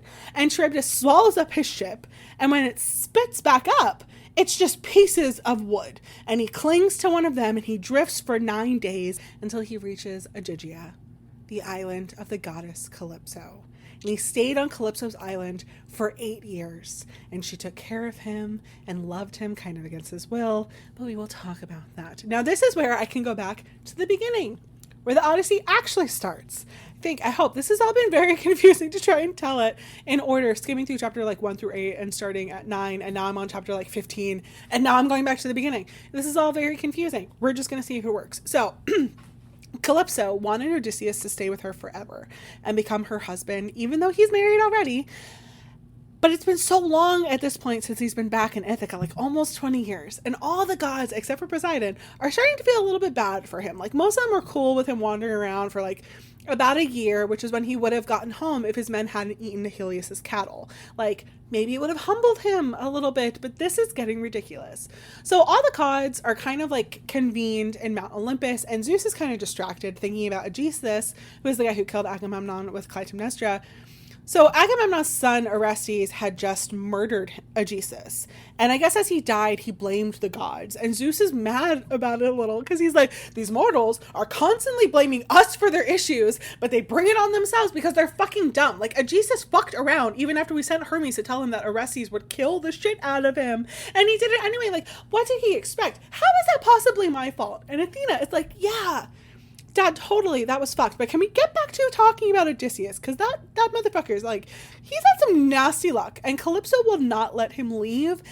And he's at the point now where, like, he just wants to die. Like, do you even care? Are you forgetting everything that he's done and all the prayers and sacrifices that he's made to you? Like, Athena is just, like, the biggest Odysseus simp, okay? Which honestly is a red flag. And Zeus is like, what? How could I forget about him? He's a cool dude. It's Poseidon that hates him. Let's figure out how to get him home. And Athena's like, I already have a plan. I've thought about this a lot. We're going to send Hermes down to tell Calypso that Odysseus is just like not that into her and she needs to let him go and move on. He's the rule and not the exception. And while Hermes is doing that, or like around the time when Hermes does that, I'm going to go to Ithaca and rile his son, who is now like 19 or 20 years old, and make him this like warrior dude so that when Odysseus gets home, he can be proud of his son, because that's the only reason that you could be proud of someone is if they're like a warrior dude, right? Because toxic masculinity. So she disguises herself as a guy named Mentor and goes into the palace of Ithaca, and inside there are like hundreds of suitors. Like at this point, the Trojan War ended almost 10 years ago, and everyone just assumes that Odysseus died during his voyage home, because why else would it take him this long to get home? So Penelope is this year's bachelorette, and there are a lot of guys who are trying to get her rose and make it to the fantasy suite, if you catch my drift. So Telemachus is talking to Athena disguised as Mentor, and he's like, everything sucks, these suitors suck, the fact that my dad is dead sucks. And Athena is like, I don't think your dad's dead. I think he'll be home soon. And he'll kill all these suitors and you'll be fine. But in the meantime, tomorrow morning, call all of these suitors to a meeting. Tell them to fucking leave. And then if Penelope wants to marry anyone, she will go back to her father's house. And then you need to go travel and find out information about your dad. Go to Pylos and see Nestor. Go to Sparta and see Menelaus. See what they have to say. And if they don't think that he's dead, give him another year. And if they can tell you for sure that he's dead, then come home, build him a tomb, hold a great funeral, and give him the honor he deserves. And then give your mother to someone else in marriage. And then you got to kill all the rest of these suitors. And then she flies away like a bird. So Telemachus basically tells all the suitors to leave. And one man named Antinous is like, wow, so big and brash, so suddenly. It's amazing that you're master of this house and you aren't king yet. And Telemachus is like, well, I hope Zeus does make me king because I just can't wait to make it. And one of the suitors is like, yeah, sure, we can either. Who was that guy you were talking to? Because he looked important. And now all of a sudden you've got balls. And Telemachus tells him, I just don't want to gossip, because apparently in his mind, he knew it was a god. Like, personally, I think her flying away was a good indicator on this, but maybe he didn't see that part. I will give him the benefit of the doubt. So the next day, Telemachus calls all of the suitors, has a temper tantrum about how much everything sucks, and how the suitors are eating all of his food and drinking all of his wine, and he's running out of money. So some people pity him, but Antinous, who's like pretty much like the main suitor that you hear from, says, quote, Telemachus, you stuck-up, willful little boy, how dare you try to embarrass us and put the blame on us? If you're going to blame someone, blame your mom, because we've been here for almost 4 years waiting for her to pick one of us. And all the while, she's been telling us to wait until she's done, making this shroud to bury Odysseus' father in. And we thought, hey, that's a great idea. But it was taking so long, over 3 years. And then one of her enslaved women told us what was happening, that she was weaving all day. And then every night she was unweaving everything she did. And then after that, we forced her to finish it. And now she keeps sending us, each of us, these notes to keep our hopes up that maybe she might pick us because she has the wisdom of Athena. She knows she can just keep dragging us around because she's the smartest woman who's ever lived. And they tell Telemachus to dismiss her and, quote, let her father tell her to marry anyone his heart desires. But if she doesn't want to do that and she wants to go on hurting us, then we're going to stay right here and eat all of your food and drink all of your wine. And Telemachus says that he couldn't make her leave because she would send the Furies to take revenge on him and he would be cursed forever. He's like, if you're so upset about her not picking someone, then fucking leave. And if you don't, I will pray to the gods for their help. And then Zeus sends down 2 eagles who went and attacked like all of the suitors. And obviously they took this as a bad sign, at least most of them did. And then this one guy is like, I speak for the birds! Odysseus is coming home! And I knew that this would happen. Because before he left for Troy, I told him that he would suffer and all of his men would die and he would return home on the 20th year. So why is anyone wondering what's going to happen or is surprised? Like, literally, we had a prophet that told you 20 years ago. But someone else is like, oh yeah, I speak for the birds too. And they told me that Odysseus is dead and wish that you died with him. So Telemachus goes upstairs to complain to his nanny after being mocked by the suitors over dinner. And while he's doing that, Athena disguises herself as him, gathers up some men, stocks up the boat, and then comes to get him and leaves in the night without telling his mother goodbye. I'm going to say I did cut out some of the interactions between him and his mother because he's a fucking dick to her and it made me angry. And I was saying like a lot of really mean stuff that I probably shouldn't be saying around someone who's like still kind of a child. So Telemachus arrives in Pylos and they witness this like crazy sacrifice to Poseidon, and then they make their way to Nestor's place. We met Nestor last year in the Trojan War, and he was the old guy who like never stopped talking and took 17 minutes to say that they should say sorry to Achilles. So there's a lot of editing happening on these next few minutes, okay? So Nestor's like, oh yeah, we suffered in the war, and then he goes on to recount like all the war and the losses that they faced. And then he's like, Odysseus, he was a cool dude. He was tricky, but I always agreed with him. I'm sorry to say I have no idea what happened to him. I know what happened to Neoptolemus and Philoctetes and Agamemnon. Shame what happened to him if you ask me. Killed by Odysseus. Well, at least he was lucky enough to have a son to avenge him. And Telemachus was like, I wish I could avenge my father and all the suitors who have been disrespecting me and his house. And Nestor's like, yeah, I heard about that. What the fuck's up with that, dude? Like, who'd you piss off? If only Athena loved you. She'd be a good help right now. And Telemachus is like, yeah, well, I wouldn't hold my breath, man. I forgot to mention Athena is here. Like disguised as mentor. By the way, this whole time this conversation is happening. And Athena, disguised as mentor, is like, what do you mean? A god can come at any time to help any person. I hear Athena is great. Like, fantastic. Best of all the gods. Totally the fairest. Paris was totally wrong. She is the fairest of all. And, you know, sometimes people suffer and have a big, long journey. But isn't that better than getting murdered in a bathtub by your wife and her lover? Like, sometimes the gods can help people no matter how much they love someone. And Telemachus is like, dude, mentor, this is upsetting. I don't want to talk about it with you. Let me talk to Nestor. He's the wisest person I've ever met. I'd like to talk to him more about Athena, goddess of wisdom. He seems to know more about her in this situation than you. And then Nestor tells the whole story about how Agamemnon died. I've already gone through this whole thing and summarized it. I'm not going to do it again. He does, however, call Agamemnon a monster, though, which, yes, Nestor, you can talk as much as you want. I love you, you little old man, you. But he doesn't really tell Telemachus anything of importance. It's like a whole chapter of no new information for us. And then he tells Telemachus to go see Menelaus, which, like, he was already planning on doing anyway. So Athena's like, thanks, man. Great story. Let's go and make those sacrifices to the gods so we can be on our way. And as they're leaving, Nestor is like, no, you can't. The gods forbid it. And Athena in disguise is like, oh, they do? This is the funniest chapter of dramatic irony that I've ever read in mythology. And Nestor tells him that they need to spend the night because the gods would never forgive him if he let Odysseus' son sleep on the deck of a ship when he's in a comfy bed upstairs. And Athena is like, sure, yeah, Telemachus, you can go. I have stuff I need to do. And then she turns into an ossifrage and flies away. And Nestor is like, I think that was Athena. This is so stupid. So Telemachus makes his way to Sparta with Nestor's son Pisistratus, and they crash a wedding feast because Menelaus is sending his and Helen's daughter Hermione to Neoptolemus, Achilles' son, because they made an oath to unite the families through marriage.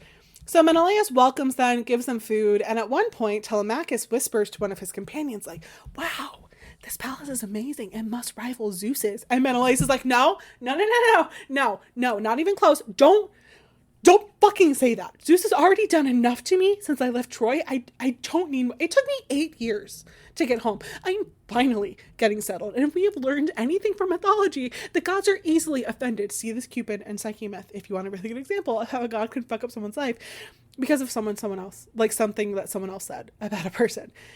Okay, I'm gonna pause for a moment and say immense talk about grief for the next couple minutes. So if that's not something that you're able to hear at the moment, please like skip ahead a little bit. I would say maybe like 2 or 3 minutes or so. It's about a page of my script. And the script usually takes me like 2 or 3 minutes to go through. So Menelaus also said that even though he had wealth, he couldn't enjoy it because his brother and so many other people died, and that he would trade everything to have them back. He says, quote, I wish I had stayed here, which is 1/3 of all the treasure I now have acquired, if those who died at Troy, so far away from the Argive pastures, were alive and well. I stay here in my palace, mourning all who died, and often weeping. Sometimes tears bring comfort to the heart, but not for long. Cold grief grows sickening. And this is now the second time where people who are very respected and seem to have benefited greatly from the war wish that they never had. And I think this poem is really ridiculous sometimes, but it also really captures grief and the emotions of what these people went through. And I imagine the emotions of what people go through when they return from combat. Like, I personally haven't, obviously, but I know some people who have. Some of them have addressed similar sentiments.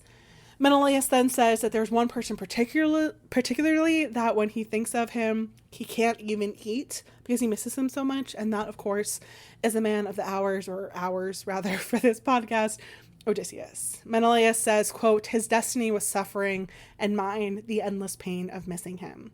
And in another time of dramatic irony, Menelaus doesn't know that he's talking to Telemachus. He told him to eat, and then the questions would start, like, you know, who are you, where are you from, like, who are your parents, whatever, after he finishes eating. So he's just, like, saying all of this off the cuff while they're eating, and it causes Telemachus to just start sobbing at the table. And then Helen comes in and is like, do you know who these people are? Like, am I okay to say what I'm thinking? Because I'm thinking that this dude crying here is the spitting fucking image of Odysseus. It is jarring. And Menelaus is like, yeah, I noticed that too. His hands, his legs, his hair, the way he looks at me. And this part is nice for Telemachus because he doesn't have any connection to his father. Like, he was a newborn when Odysseus left for war, and that's definitely something that he talks about a lot. And it comes out that this is Telemachus, and Menelaus is actually just, like, honored to have Telemachus here. He was like, I've dreamed of welcoming you and your father into my home. How, like, I would have given Odysseus an entire town here so that I could spend every single day with him. And I think that Menelaus is, like, a little in love with Odysseus. Because he starts saying that, like, if Odysseus would have moved to this hypothetical town, that Menelaus would have spent all of his time with him. And, quote, nothing would have divided us in love and joy till death's dark clouds surrounded us, and that the gods were jealous and begrudged their friendship to keep Odysseus away from him. And he's crying, and Telemachus is crying, and Helen is weeping, and she ends up mixing drugs into their wine to take their pain and rage away. And then she told the story about how Odysseus and Diomedes, like plotted to get the palladium, and Diomedes like beat up Odysseus and Odysseus dressed in rags to infiltrate Troy to steal it. And Menelaus talks about their time in the Trojan horse, and then they all go to bed. So the next morning, Menelaus and Telemachus talk about all the shit going on back in Ithaca. Menelaus is mad that his love is being so dishonored, and then he tells Telemachus that he heard from the old sea god Proteus that only 2 captains died since leaving Troy. Ajax, who drowned after pissing off Poseidon, and Agamemnon, which we've talked about like 6 times already, and I will not talk about again. Again, very sad for Menelaus, though, because this is how he found out that his brother died, was from the sea god Proteus. Then Menelaus asks about Odysseus, and Proteus tells him that he is very much alive, but stranded on Calypso's island. So back in Ithaca, the suitors have just found out that Telemachus left for Pylos, and they are plotting his death for when he returns, because they hear that he left with Mentor, but Mentor was just seen in town that morning, which means that not only has Telemachus left, but he clearly has a favor of the gods. So now that Telemachus knows that Odysseus is still alive, that part of Athena's plan is done. So she goes back to Zeus and tells him that it's time for Odysseus to leave Calypso. Enough is enough, and there's danger in Ithaca. Telemachus went to get information about his father, and now the suitors are plotting to kill him. And Zeus is like, yeah, just like you planned, Athena. Like, don't try to act like this wasn't something that you came up with so that there would be no doubt that Odysseus would kill all the suitors. But it's cool. Like, I remember the next part of your plan. I'm sending Hermes now to go tell Calypso to let him go. So Hermes does. And he's like, Calypso, listen, I don't even want to be here, but Zeus is making me. You gotta let Odysseus go. He's not happy. He doesn't love you. He's not destined to die here on your island. And Calypso is a little bit of a feminist icon. Like, she's problematic. But she's like, isn't it so funny that when a god takes a female mortal, like, no one bats an eye? How many has your beloved Zeus taken at this point? Hundreds? Thousands? Who could ever possibly keep count? How many has Apollo taken? What about you, Hermes? But when a goddess takes a man, all of a sudden it's a problem. It happened when Dawn took Orion, and when Demeter took Aeson, and now it's happening with me. You gods punished Odysseus. You killed his men. You made him suffer. You led his ship to Charybdis and made him drift along the sea for days until he made his way here. I saved him. I cared for him. I loved him. I offered to make him immortal. So it doesn't matter that the fate doesn't see him dying here, because I can make it that he doesn't die at all. But none of that matters, right? Because Zeus decreed, and we must all follow. If that's what Zeus wants, then Zeus can take him and guide him to the next destination himself. I will not be giving him a boat or an escort. I don't have any. And I will tell him what happened and what will happen, and hopefully he makes it home to Ithaca, where he is destined to fucking die. So she goes and tells Odysseus, and he's described, and it's actually like really sad sight. So he's just like standing on the shore crying and staring across the sea. It said that every night he sleeps with Calypso, even though he doesn't want to, and every day he just does this and stares at the shore crying. So Calypso might be a feminist, but she's also a rapist, so we don't love Calypso. Like, as a feminist, all that we're asking for is equality. And if Zeus is a rapist and a predator for everything that he does to mortal women, then so is Calypso for everything that she's doing to Odysseus. So Calypso goes up to him and is like, stop your crying, you can go. Like, go ahead, build a raft. Like, I'll give you wine and water and food, and I'll send you on your way, because it's what the sky gods want. And we all know what they want, they always get. And Odysseus is like, I do not trust anything that you're saying right now, and I'm not building anything unless you swear to me that this isn't a trick. And then she reaches out and caresses him, creepy, and says, quote, "You scalawag. What you have said shows that you understand how these things work." But she swears by the river Styx that she's telling him the truth. And then she brings him back to her cave and is like, "If you really want to go, I won't stop you, but like, you're going to suffer some more before you get there. And if you stay with me, I can make you immortal. Plus I'm prettier than your wife. And I'm also taller than your wife." And Odysseus is like, I'm sorry, please don't be mad. I agree. You are prettier than her because you're a goddess. Like, humans will never fully measure up, but I want to go home. And if I have to suffer more to get there, then I will. I'm very used to suffering at this point. And then they fuck. And the next morning, he built his raft, but it's described more like what we would call like a small sailboat, and he takes off. He sails for 18 days before he sees the Phaeacian mountains. And Poseidon then sees him and it's like, "Well, fuck. The gods have apparently decided to let him go home without telling me.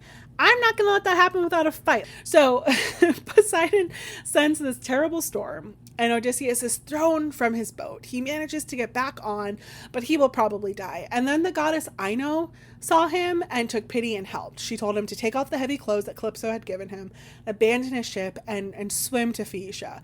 And she gives him her scarf, which will apparently stop him from dying, with the stipulation that once he reaches shore, he has to throw it back in the sea, and he does just that. So the voyage to the shore is not great, but he survives and he falls asleep under some bushes. But Athena's not done. So Athena went to the princess on the island named Nausicaa, and while she was sleeping, she disguised herself as her best friend and like infiltrated Nausicaa's dreams and was like, "Oh my god, Nausicaa, you're so lazy. Look at these dirty clothes you have lying around.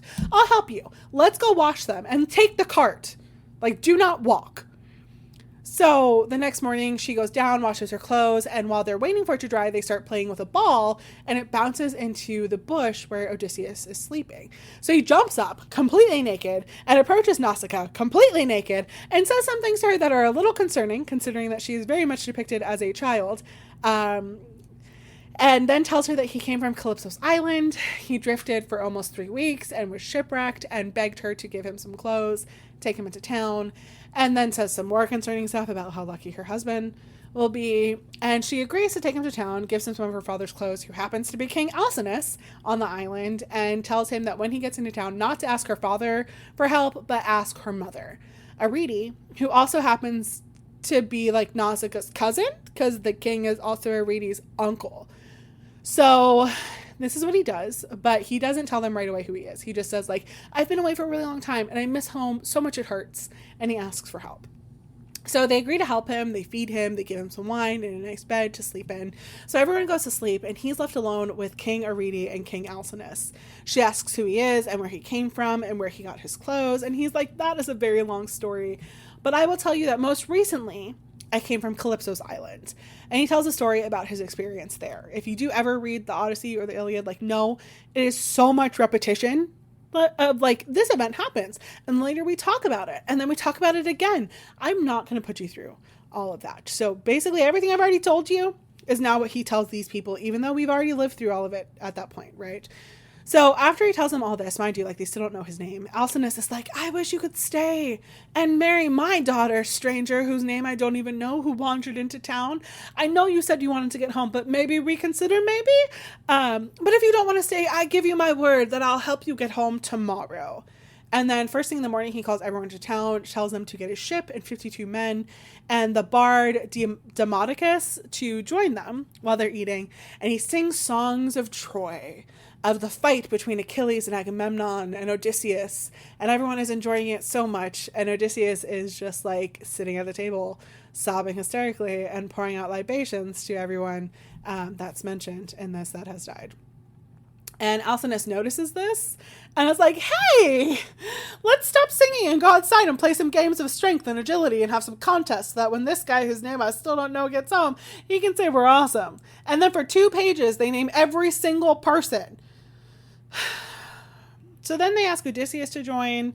Say there's like probably something he's good at, and he's like, could we fucking not, like, I'd really just like to get home. And one of the athletes taunts him and tells him that it's because Odysseus isn't an athlete, and Odysseus is like, well, fuck you, you've got a hot body, but you're a fucking idiot, and now you've gone and pissed me off. When I was young like you, I was a great athlete, and then I went to fucking war and was lost at sea for 9 years, but you know what, hand me that fucking discus. And then he hurls it and he wins because he's not like other girls. And then they played some more games while the bards sang a, quote, charming song at that time when Hephaestus did the ancient Greek equivalent of revenge porn. So I guess we're talking about this now.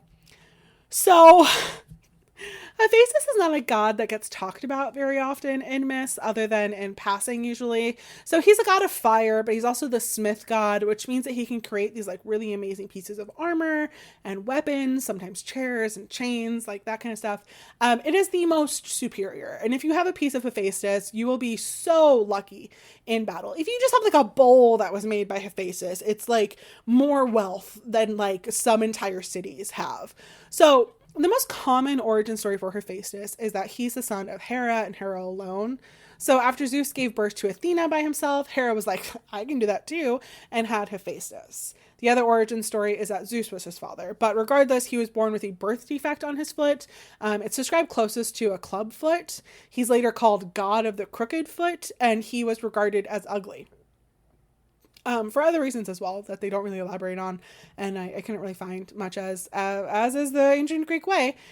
He was abandoned at birth, but he wasn't just left on a mountainside. He was thrown from Mount Olympus. Again, many versions of this myth. I'm not going to go into all of them because it's really not important to the story. But in one version that I see most, he was rescued by Thetis, Achilles' mother, and Eurynomé, who raised him in a cave together, where he began to learn how to make things. Eventually, Dionysus helps him get back to Mount Olympus, where he wanted to take revenge on his mother for abandoning him and throwing him off of Mount Olympus like he was nothing. So he constructs this golden throne and presents it to her.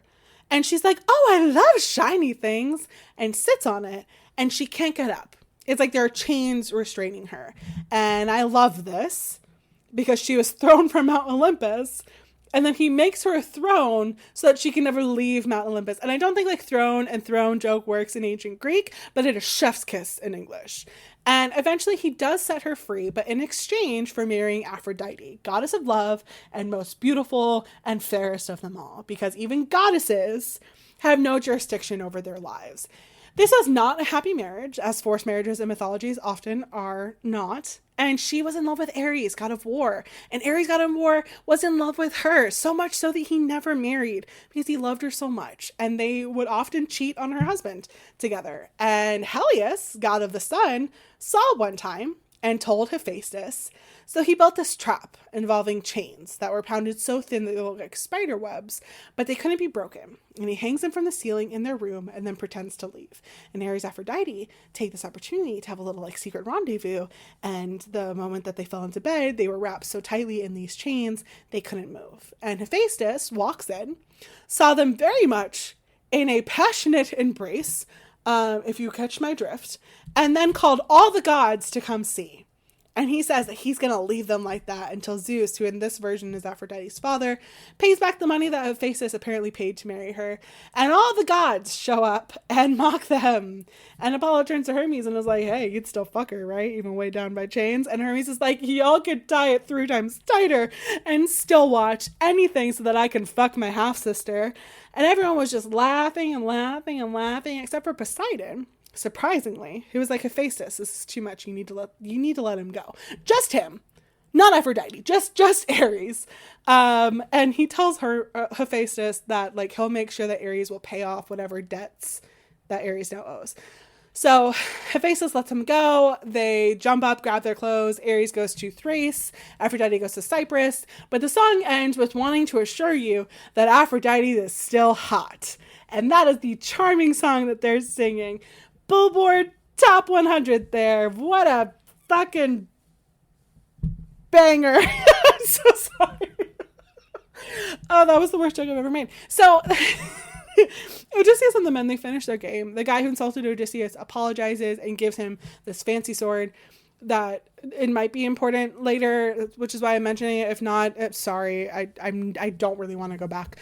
So people give him some more gifts, and then they go and have dinner. So Odysseus cuts the best piece of this pig that they're eating and asks a servant to bring it to the bard Demodocus and asks him to sing the song of the wooden horse. And then sobs uncontrollably. Like, let's read what the book says, okay? His cheeks were wet with weeping, as a woman weeps, as she falls to wrap her arms round her husband, fallen, fighting for his home and children. She is watching as he gasps and dies. She shrieks, a clear, high wail, collapsing upon his corpse. The men are right behind. They hit her shoulders with their spears and lead her to slavery, hard labor, and a life of pain. Her face is marked with her despairs, and in that same desperate way, Odysseus was crying. Really? Like, it's not being like slightly hyperbolic there, but apparently he was shrieking silently because the only person who noticed was the king, and he asks the bard to stop and is like, our guest, whose name we still don't know, is weeping uncontrollably. Tell us your story, sir. And then he goes on to tell everything that I've told you up to Calypso's Island. I will not be telling it again. If you really want to hear it again, go back to the beginning and then come back. I will not wait for you. I have been recording for 1 hour and 43 minutes, and I am ready to be done with fucking Odysseus. So this whole story takes a couple of days for him to tell. He finishes it and is like, I just want to go home. And Alcinous is like, you will. Eventually. First, we must give you more gifts now that we know who you really are and how prone you are to the stabbing. And then tomorrow we have to put all of your gifts on the ship, which will take all day. And then we have to have a meal. And then at that point it'll be too late to set sail. So maybe the next day after that, we'll see how it goes. And Odysseus is like, thank you so much. I just really want to leave, please, and thank you. And Alcinous is like, oh, you're so nice. Of course we'll help you. But let's just have another drink first and pour one out for our homie Zeus. And finally, they set sail, and Odysseus lays down on the deck and passes the fuck out because he can finally rest knowing that he will soon be home. And they make it to Ithaca, swifter than the fastest bird, and pick up Odysseus, swaddled in blankets like a baby, and lay him on the shore with all of his gifts without even waking him.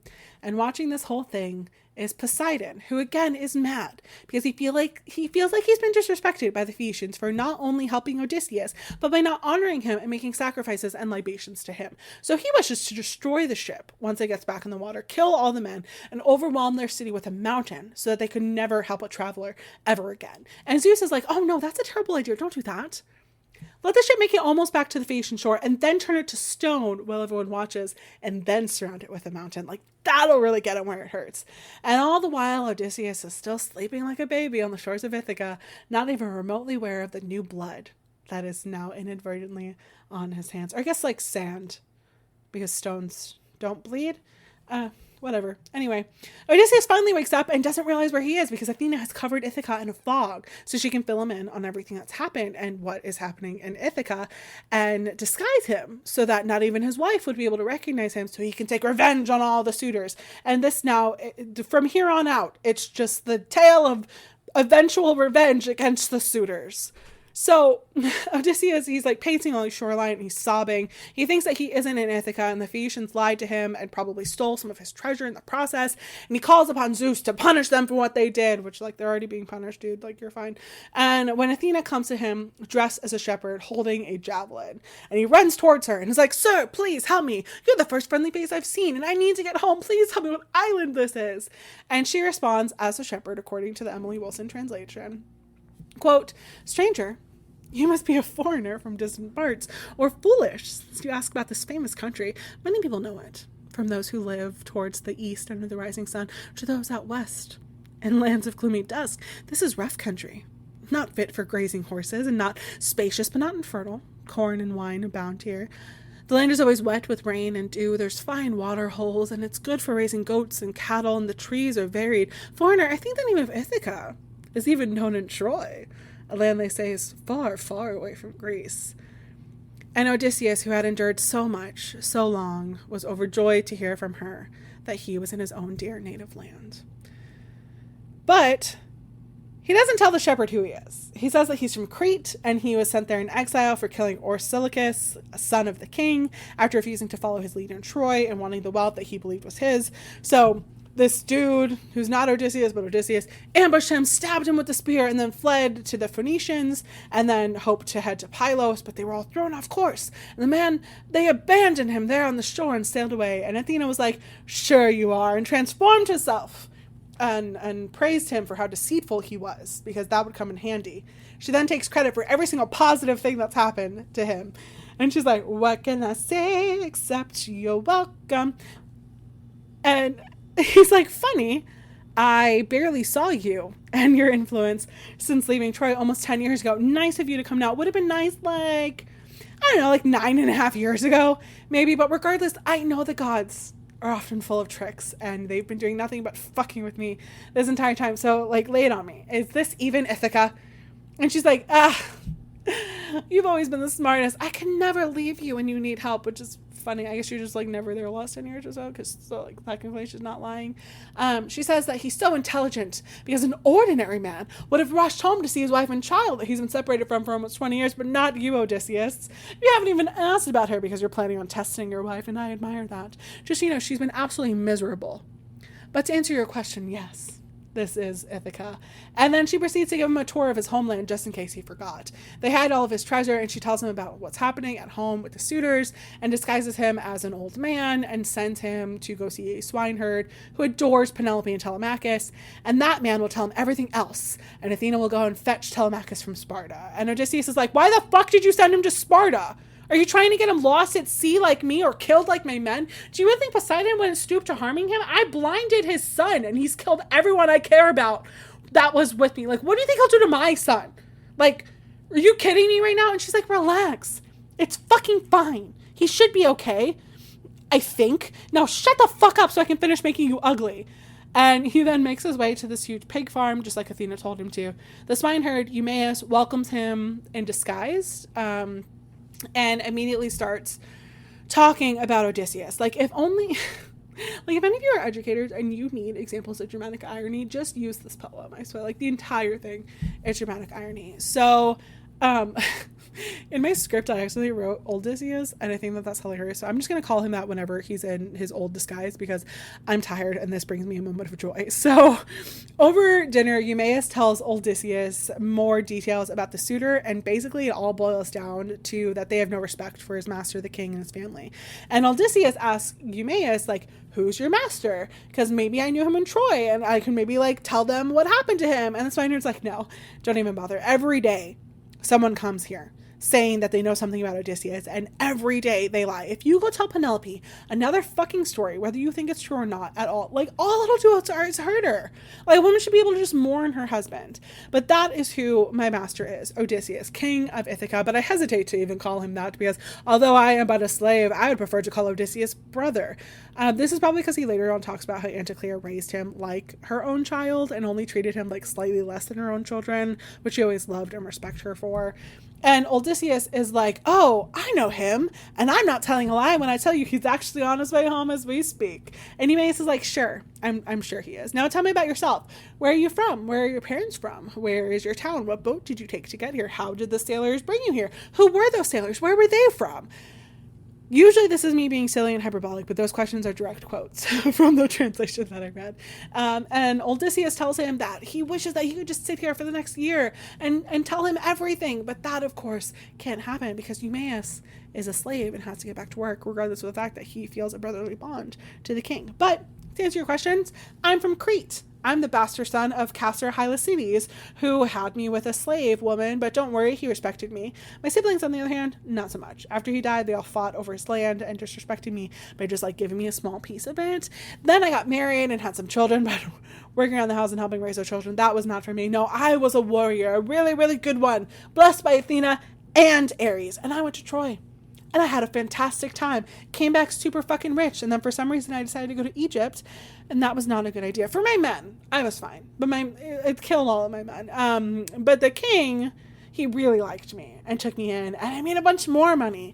And then I went to Phoenicia and Libya. And then Zeus shipwrecked us. But rescued me because I'm awesome and everyone clearly just like loves me. And then I ended up in Thesprotia, and that's where I heard about Odysseus, and that he was on a boat and heading straight here. But they asked me to come first for some reason. But then there was mutiny, and the men decided that they wanted to enslave me, took all my gold and fancy clothes, dressed me in these rags, and tied me up. But I, again, am super awesome and blessed by the gods, though. And the gods untied me, and I jumped into the ocean and swam super fast and awesome, like David Hasselhoff. And now I'm here.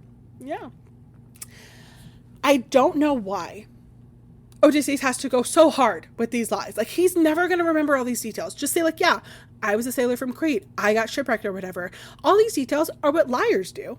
And I would not have believed a single fucking word of it. But Eumaeus believes the whole thing, except for the part about Odysseus coming back home, because that's the only part that isn't convincing. And he's been burned before. And Odysseus is like, hey, man, if you don't believe me, that's fine.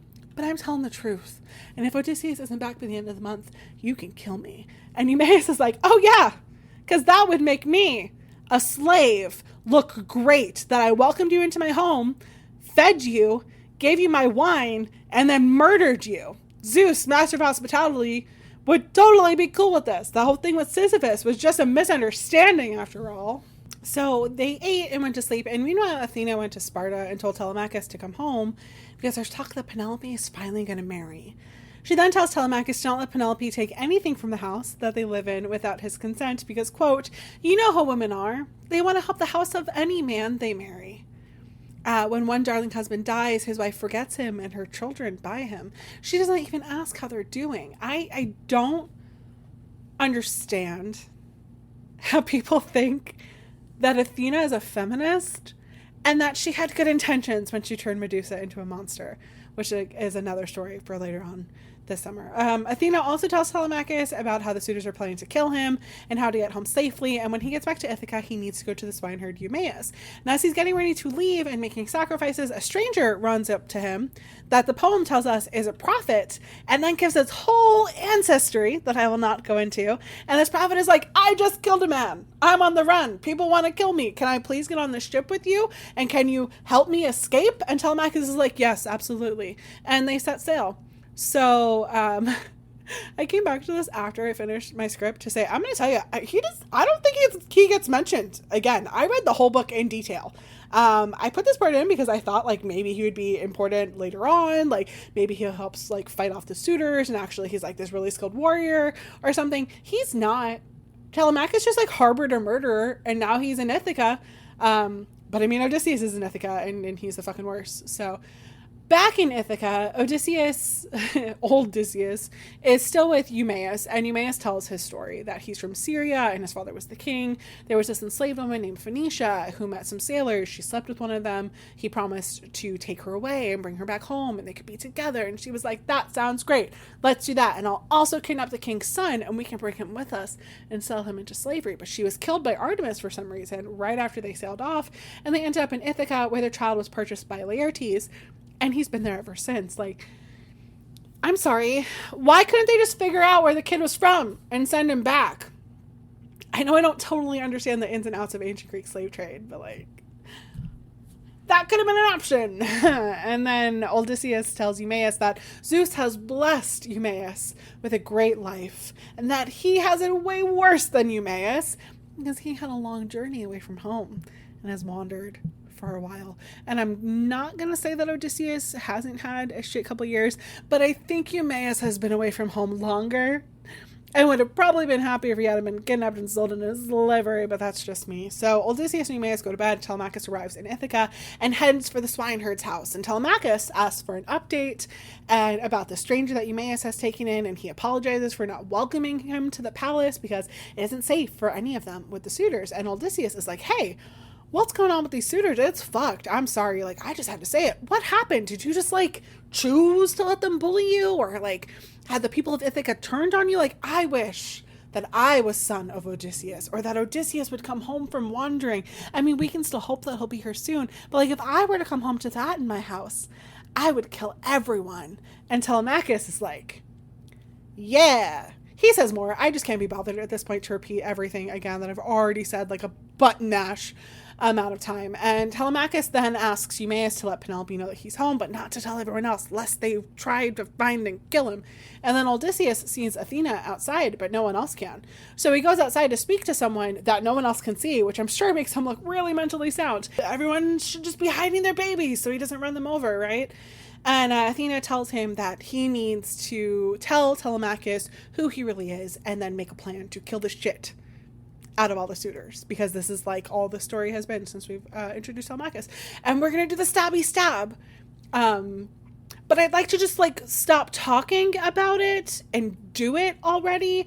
But that is not what the gods have decided. So Athena turns him back into himself. He goes in to talk to Telemachus, which is probably super fucking jarring that this old guy went outside, talked to himself for a few minutes about murder, and then transformed into a 40-something hot daddy. Like literally dad for this guy. And Telemachus calls him a god. And Odysseus is like, why would you think that?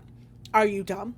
I'm your father, and I'm already insulting you and making you feel like a disappointment. I have a lot of this to make up for. I've been gone for 20 years. Now let's go kill these suitors. But like, are we gonna actually kill these suitors? Or are we just gonna talk about, we're just gonna talk more? Like, I suppose I'm choosing to tell the story this way, and I could just like skip to the end, but for the posterity of the story, I'm trying to stick as close to the myth as possible. So you all can suffer with me. And then Odysseus starts crying and kissing Telemachus and embracing him as a father would and getting a good look at him. And Telemachus is like, yeah, there's no way that you're my dad. Can you just like stop touching me for a second? Like you walked out of here as an old man and you walked back in as a young man. Like, people don't do that. So you have to be a god or like something, and you're trying to trick me. And Odysseus spends the next little bit like trying to convince him and blaming Athena for his appearance, and something in this convinces Telemachus. He believes him, and they wept and, quote, wailed with cries as shrill as birds, like eagles or vultures when the hunters have deprived them of fledglings who have not yet learned to fly. This is how bitterly they wept. Their grieving would have continued till the sun went down. But Telemachus stops to be like, Dad, what route did you take to get here? So then Odysseus tells the whole story, which I will not retell because I just want to get to the murder already. So they start talking about the suitors and how they want to kill them again, and they wonder if Zeus and Athena will protect them and if they will need any more help than these two gods. Odysseus thinks not. He decides that he will disguise himself again as the beggar and will make his way into town, and then when it's time, Athena will give him the nudge and he'll make some sort of subtle signal to Telemachus with his eyebrows, who will then hide all the weapons, and all Hades will break loose. So the suitors find out that Telemachus is back, and some of them think, like, now is the time to kill him so that one of them can marry Penelope and be done with it. But first, they're going to rob him. And some of the other suitors are like, maybe we shouldn't do that, or, like, consult the gods about this murder. So as they go inside to consult the gods, they run into Penelope, who starts screaming at Antinous, who's been like the leader of the suitors for the most part. And it's like, you're a brute, you're a sneak, you're a criminal, you're a piece of shit. People say you're smart, but you're a fucking idiot if you think that you can kill my son. Then she has like this crazy backstory for him. And it's like, did you forget that your dad came to this castle because the people of Ithaca wanted to kill him and rip his fucking heart out and devour his wealth because he joined the pirates of Tathos and was pissing off our allies at the Thesprotians, but Odysseus protected him. And now you're going to kill my son? I'm telling you, I will not marry a single fucking person if that happens. And if you want a chance with me, you better tell people to back the fuck off. And he's like, whoa, lady, you're being pretty emotional here. I think you might need to calm down a little bit. I loved Odysseus. I used to lay in his lap while he fed me tidbits of meat and sips of wine. Again, this is a direct quote. Like, I can't be any more like absurd than the words that I've already read. And now that he's gone, Telemachus is the man that I love most in this world, and no one is going to hurt him. Because I swear to you that if someone tries, I will kill them for even thinking about it. Krystina here. I am just interjecting to say that it was all his idea to ambush Telemachus and kill him. And the poem says that even while he's saying this, he's still figuring out the best way to kill Telemachus. And he fucking sucks. So back to the story. So the next day, Telemachus goes back to the palace and tells Eumaeus to bring Odysseus, now back in old man disguise, now old Odysseus again, if you will, to the town so that he can beg. Now, this will be like Odysseus testing the people in Ithaca. Telemachus arrives back at the palace, and him and Penelope have this beautiful reunion. He told her what Nestor and Menelaus said about Odysseus and how he's alive, but he didn't tell her that he's on the island. And the suitors see that he's home and are like, "Aw, man, he's alive." Meanwhile, Odysseus is making his way to town and runs into some conservatives, I guess, who say, like, "This old man doesn't want to work. No one wants to work anymore. Everyone just wants a handout, including that Telemachus. I hope all the suitors kill him post haste." And then tries to, like, bully the disguised Odysseus a little bit, but it doesn't work. And Odysseus is just, like, making a list of, like, all the people he's gonna kill. And then they make their way to Odysseus' palace, and Odysseus is like, "I think we're at Odysseus' palace." Just gold stars for you, my friend. So proud of you. And Eumaeus is like, "Yeah, and you're probably going to get the shit beat out of you. FYI, sorry about it." And then there's this super old, adorable dog in the corner that Odysseus trained as a puppy and is somehow still alive almost 20 years later. And he's somehow, like, recognizes Odysseus and is, like, wagging his little tail and getting all excited even though he can't move or anything because he's too old. And Odysseus sees him and recognizes him, and he just cries. And then he asks about him, and Eumaeus is like, "Oh yeah, that's Argos. He's the bestest of boys. You should have seen him when he was younger. Unfortunately, he's been a little neglected lately, but maybe things will be on the up and up for him. Someone can love him again, especially if you're not lying and Odysseus actually is on his way home." And then the dog dies! This is the worst book I've ever read! So then Odysseus goes around to all the different suitors and is begging them for some of their food after Telemachus gives him a little bit to see which suitors are bad and which are good. And most are giving him, like, scraps or whatever. But Antinous starts screaming at Eumaeus about, "How could you bring this man here to the palace? There are enough mouths to feed," and, like, whatever. And Telemachus is like, "Aw, you care about me so much, like a dad would. How nice it is for you to complain about giving some of the food that I paid for to this stranger that I invited into my house, acting like you're concerned when we all know that you just want more food for yourself, you gluttonous fucking bastard." And Antinous brandishes the stool that was at his feet, and Odysseus goes up to him and is like, "Come on, man, give me some food. I used to be rich and live in a palace. Let me tell you a new made-up story about my life for the next 3 pages. And Antinous tells him to fuck off. Odysseus echoes Telemachus' early sentiments, and Antinous then throws the stool at Odysseus, thinking that it would knock the old man, but, quote, "Like a rock he stood there, shook his head, and silently considered revenge." Just kill them already! And Odysseus stands in front of everyone and announces that he is calling on the Furies to kill the shit out of this motherfucker right now for harming him when all he did wrong was be hungry in Antinous' presence. And then Antinous threatens to flay him alive.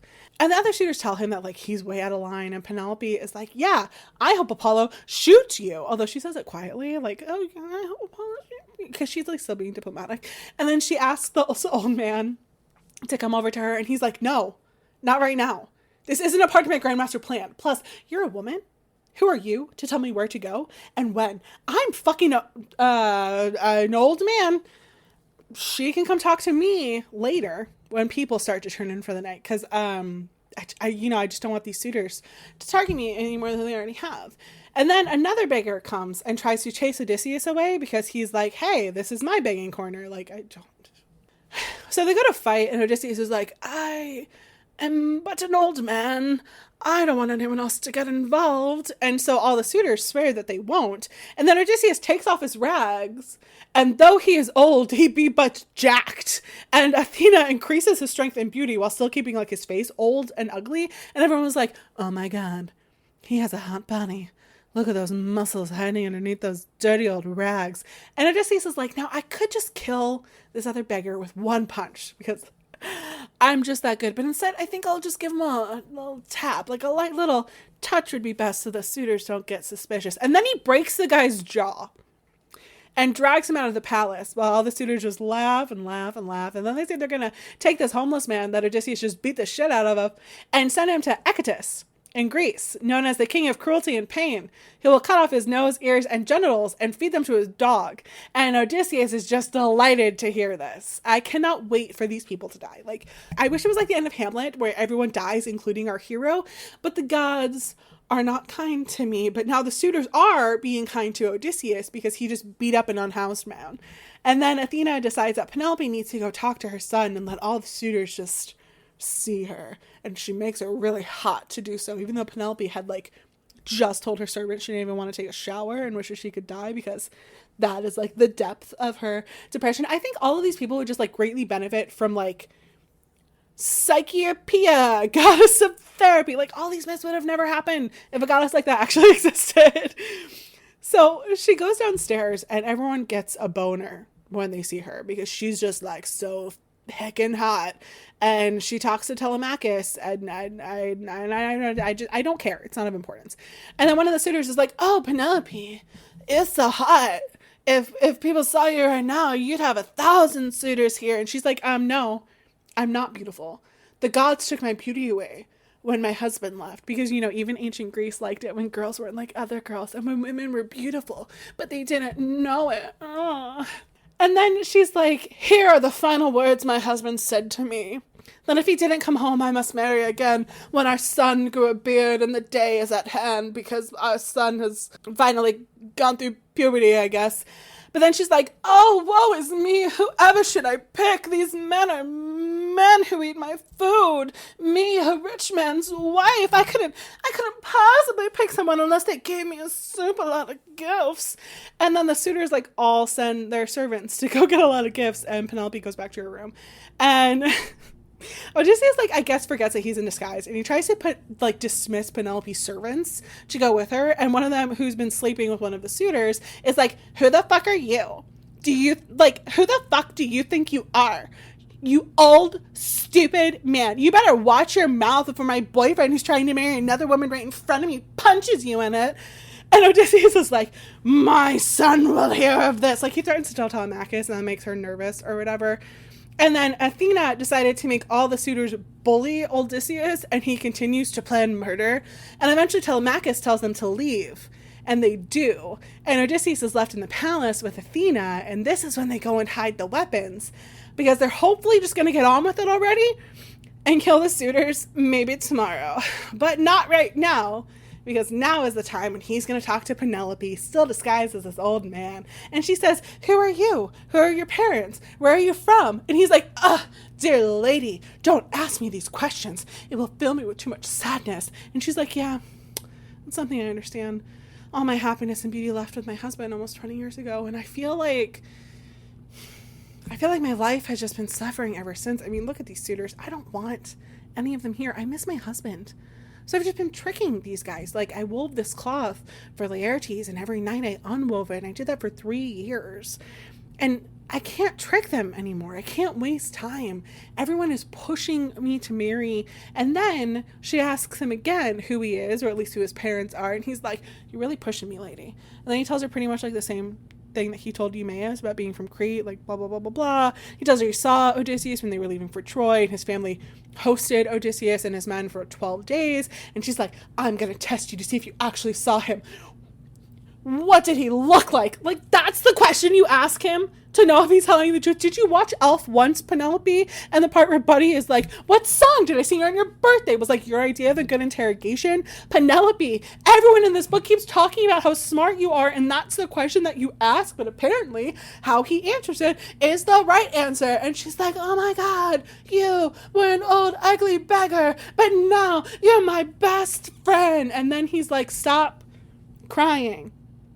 I understand why you're crying, because Odysseus was amazing, a godlike hero, honestly, but I heard he's alive and coming home very soon. I mean, he's so close.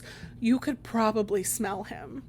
And then he loosely tells the story we've discussed, which I will not tell you again. If you want to hear this, go back to the beginning of the episode. And she's like, "Man, if you're right, I'll shower you with so many riches that people will see you and be nothing but jealous, but I don't think he's coming home.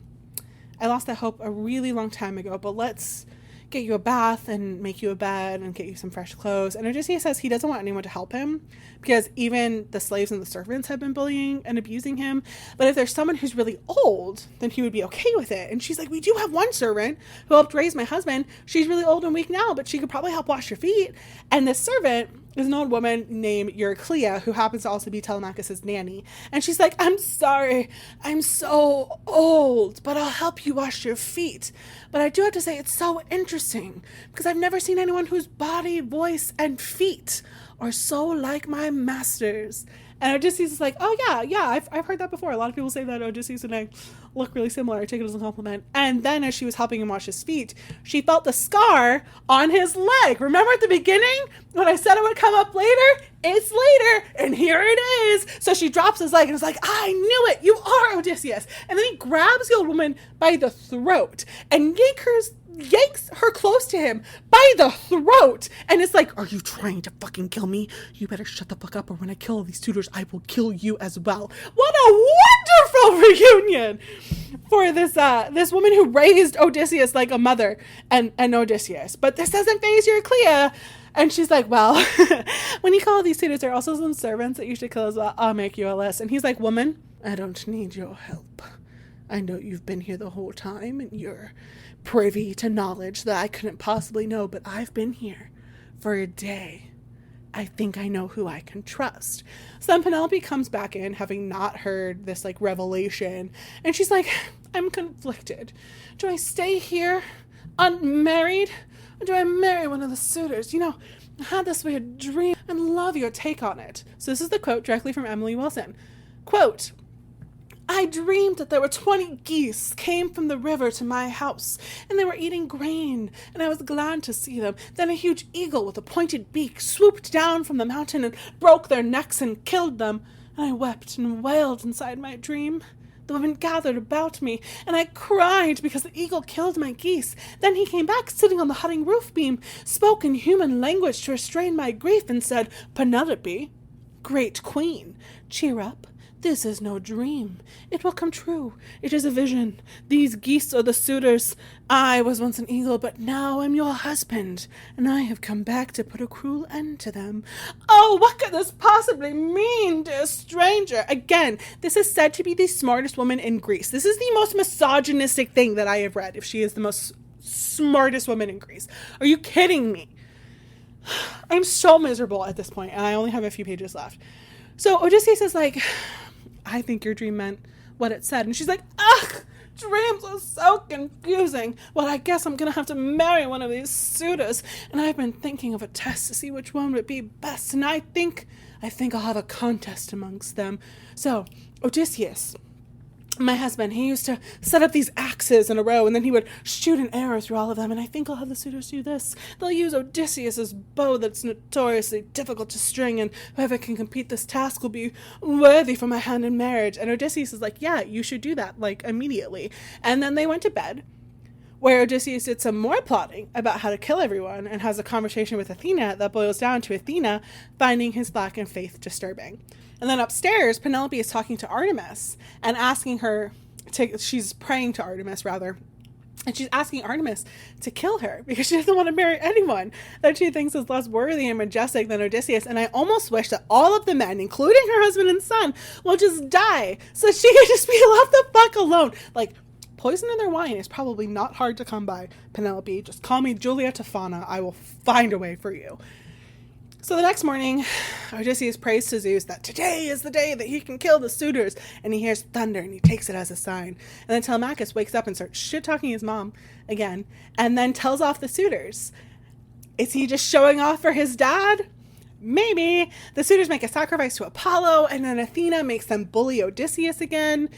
Telemachus tries to scold them again and tell them that he will never force his mother to marry one of them, and he hopes no god will make her marry someone. And then, quote, Athena turned the suitors' minds. They laughed unstoppably. They cackled and lost control of their faces. Plates of meat began to drip with blood. Their eyes were full of tears, and they began to wail in grief. And then a prophet steps forward and says, what awful things are happening to you? Your faces, heads, and bodies are wrapped up in night. Your screams are blazing out like fire. The ornate palace ceilings and the walls are splattered with your blood. The porch is full of ghosts, as is the courtyard.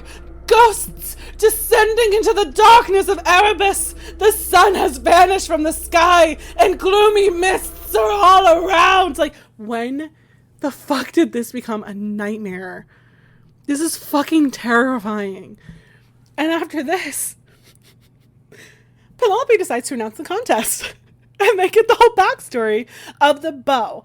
We get the whole backstory of not the person who made the bow itself. Like, is this sponsored by Bowtech or something? I think Homer is just trying to build suspense, because in addition to the lengthy backstory of the bow, not the person who made the bow, but the bow, we also get 3 pages of Penelope opening the door and getting the bow. Please help me. So Penelope sets up the contest. The men will have to string the bow that's really hard to string and then fire through a bunch of axes that have like holes in them, right? So Telemachus goes first, and if he gets it, he won't care if she goes off with someone else. But he's not keeping her there, I don't think, unless I like completely misconstrued and misunderstood this whole book. But he can't even string it, and neither can a lot of the other men who try. And while they're going through the men, Odysseus goes outside to Eumaeus and one other enslaved person and asks, what would you do if Odysseus came home? And they responded positively. So Odysseus reveals himself to them and tells them that he's going to kill the suitors because they're the only people who are truly loyal. He will give them wealth and a wife and a house, and he will treat them like children for the rest of his life if they save him. But he won't free them.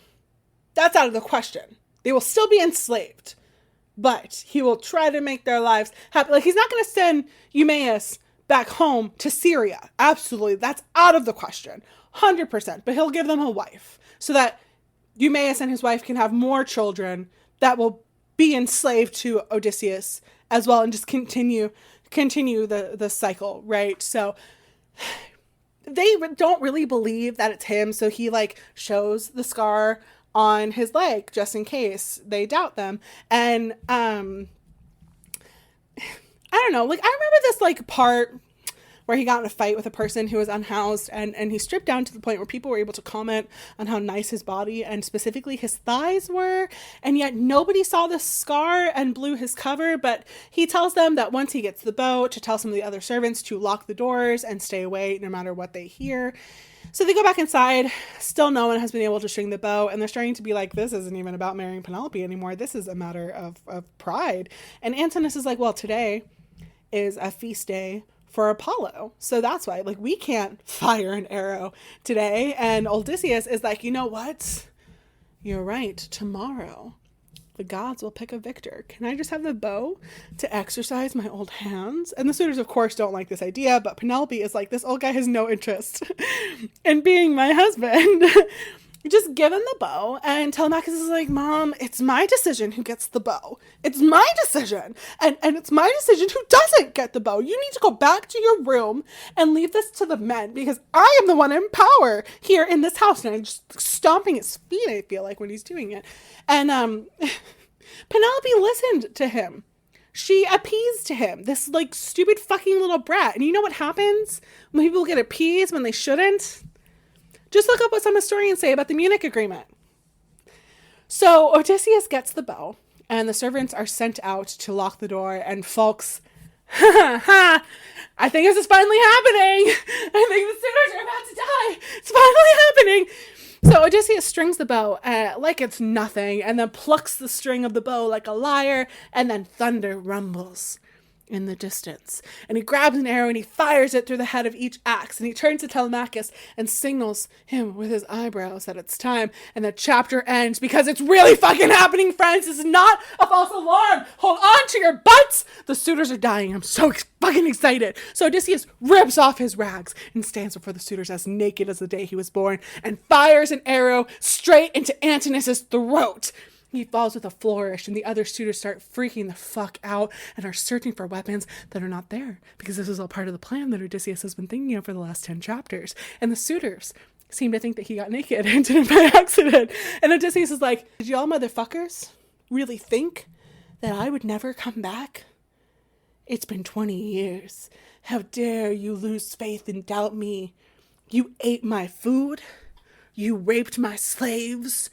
You flirted with my wife, and now you all will die. And one of the suitors is like, you were totally right, but you killed the guy responsible already. Antinous, all his idea, all his fault. And Odysseus is like, nah, not good enough, man. You can run away, or you can fight, but y'all are still gonna die. And then he shoots this guy in the chest, and Telemachus stabs guy with a spear, and then goes and gets more weapons from where he hid them, and Eumaeus and the other servant that Odysseus revealed himself to also join Odysseus and Telemachus. But when Telemachus hid the weapons the night before, he didn't do a very good job at it. And when he just went and grabbed more weapons, he left the door open. So now the suitors are armed. And Odysseus tells the two servants to torture to death the man who went to get the weapons. So they tie him up in the room and they leave him there for later. So Athena joins Odysseus disguised as mentor, but Odysseus knows it's Athena. But like the other people, like the suitors, they don't know that it's Athena. They see Mentor standing next to Odysseus and they're like, yo, when we fucking kill Odysseus because he is vastly outnumbered, and when we kill Telemachus because he's also vastly outnumbered right now, we will kill Mentor and then we will go after his wife and children for this, which, like, that's fucked, Athena. And then Odysseus and his three companions each throw a spear and each kill a man because Athena is helping. The poem says that she's not making a decisive victory for Odysseus, but every time the suitors try and throw a spear or something at Odysseus, they miss. And every time Odysseus throws something, he never misses. And he shows no mercy, even to the priest that he beheads after he tries to supplicate Odysseus. Telemachus does spare the bard, but other than that, the four men like murder everyone until there is a river of blood in the palace. And once the suitors are good and dead, Odysseus summons Euryclea, the old woman who knows the scar on him. And even though before he told her he didn't want his help because he'd been there for a day and he knows better than her, now he wants to know which of the women are loyal and which aren't. And then he kills the women who aren't after making them help clean up their bodies and blood of the people that they were sleeping with. And they did not make this a quick death for these women, who many of them were raped, but you know, whatever. And then they go back for the man who was getting the weapons, and they do the same thing to him and then some that the king of cruelty did to people. So what does that make Odysseus? Just wondering. Euryclea then goes and tells Penelope the great news that the old stranger was actually Odysseus the whole time and all the suitors are dead. Penelope doesn't believe her but goes downstairs anyway and is kind of stunned and doesn't really say anything. And Telemachus, the little shit that he is like, Mom, you're being so cruel and heartless. Like, how dare you reject him? Why don't you go to him? Wow, no woman in the world can be as bad as you are. You have a heart of stone, Mom. And Penelope's like, I'm not being mean. I'm fucking confused. That looks nothing like my husband. This is an old dude. You're telling me he went and killed all the suitors. Now you're telling me he's a husband. Like, I'm not going to believe that this is Odysseus until he passes my test. There are some secret signs and knowledge that, like, we only know when we first got married. And Odysseus tells Telemachus to, like, calm the fuck down, which is, like, the only good thing that Odysseus has done in this entire story so far. And he agrees to the test and tells Telemachus and the other survivors to go get washed up and play some music and make it seem like everyone is happy so that they aren't caught right away after murdering a bunch of people. And Odysseus goes and washes up, and then Athena showers him with beauty and went back to Penelope and then he chastises her for not accepting him immediately, even though, like, he just told Telemachus it was fine. So I take back that that's the only good thing that he's done because he did the same thing. And she's, again, is like, I would like to test you first to make sure that I'm not being tricked. And if you're not cool with that, then you can go take our bed out of our room and you can just sleep out here. And he's like, what the fuck are you talking about? I can't do that, you dumb, stupid woman. I made that room and I built it around an olive tree and literally built our bed into the olive tree. Like, there's no way I can get that bed out. And Penelope is like, yay, you passed my test. No one else would know that. You truly are my husband, Odysseus. Which is just a much better test than what does he look like. So she's learning and improving, and we love that for her. And then they embrace, and he's like, let's go to bed. There are a lot of things we have to worry about. But right now, I'd like to have a different kind of reunion of my penis. And she's like, what things do we have to worry about? I just got you home and you need to tell me immediately. And so he tells her the last part of Tiresias' prophecy, that he has to wander until he finds people who have no knowledge of the sea. And there he has to make his sacrifices. And if he does, then he'll be able to live a long and happy life.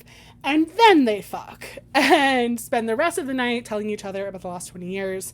Tells her the entire story that I've told thus far. Although I really hope that he leaves out the stories about all the sex and the sex slaves that he took. But I am not part of their marriage. Then the next morning, he wakes up and is like, thanks, Penelope. Last night was great, but I have to go raiding and replace all the things that the suitors ate and go see my dad and make my way to the city that doesn't know of the sea, so take care of the house for however long that will take. So Hermes then comes and guides the souls of the suitors to the underworld, where there's like a whole conversation between Achilles and Agamemnon about what happened after Troy that I've already talked about.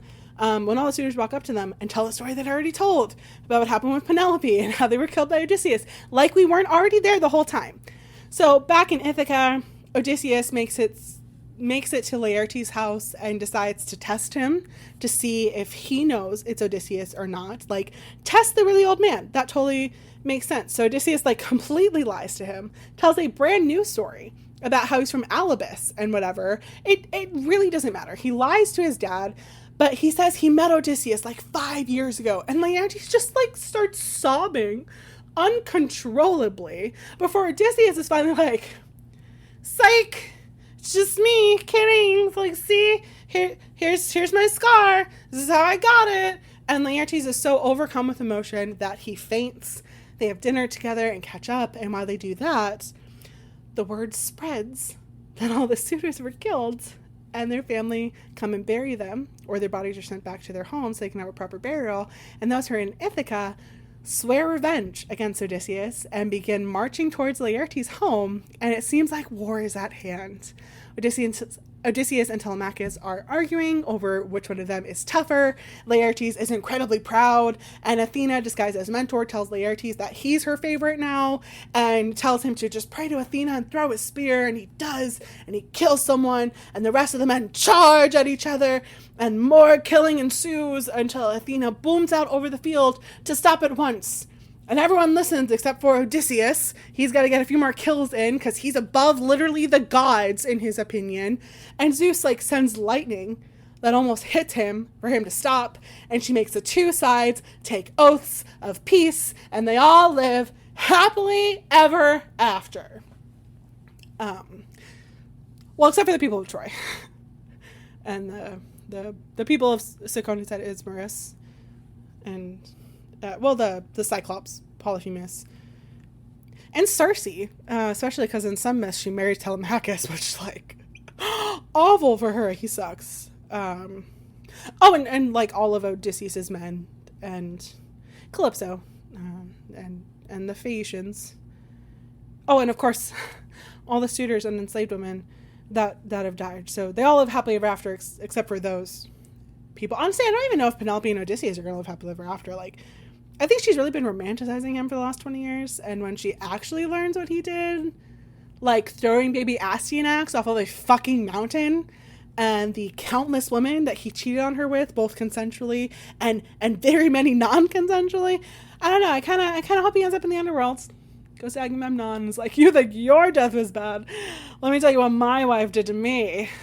So I guess only like the Lotus Eaters live happily ever after. The end. God, I'm so tired. I hope you enjoyed this super long mega episode to celebrate my return. I think I'm going to spend like the next couple stories doing more mythology this summer, kind of focus on that for the next couple episodes. Just take a break from history because I've been so deep and like really intense and graphic and horrific parts of history lately. Like reading outright about the torture dungeons during the Inquisition and having to read the Malleus Maleficarum, which is like the most hateful text I've ever read, and was what many people used to justify like borderline genocide of people convicted of witchcraft. So I am happy to be in Mythland. Until next time, remember friends, history may be watching you, so don't fuck it up, and don't trust wooden horses. Like, this all could have been prevented if they listened to Cassandra and they burned it to the ground with Odysseus inside. Also, communication saves lives, and Odysseus is the fucking worst. Okay, bye!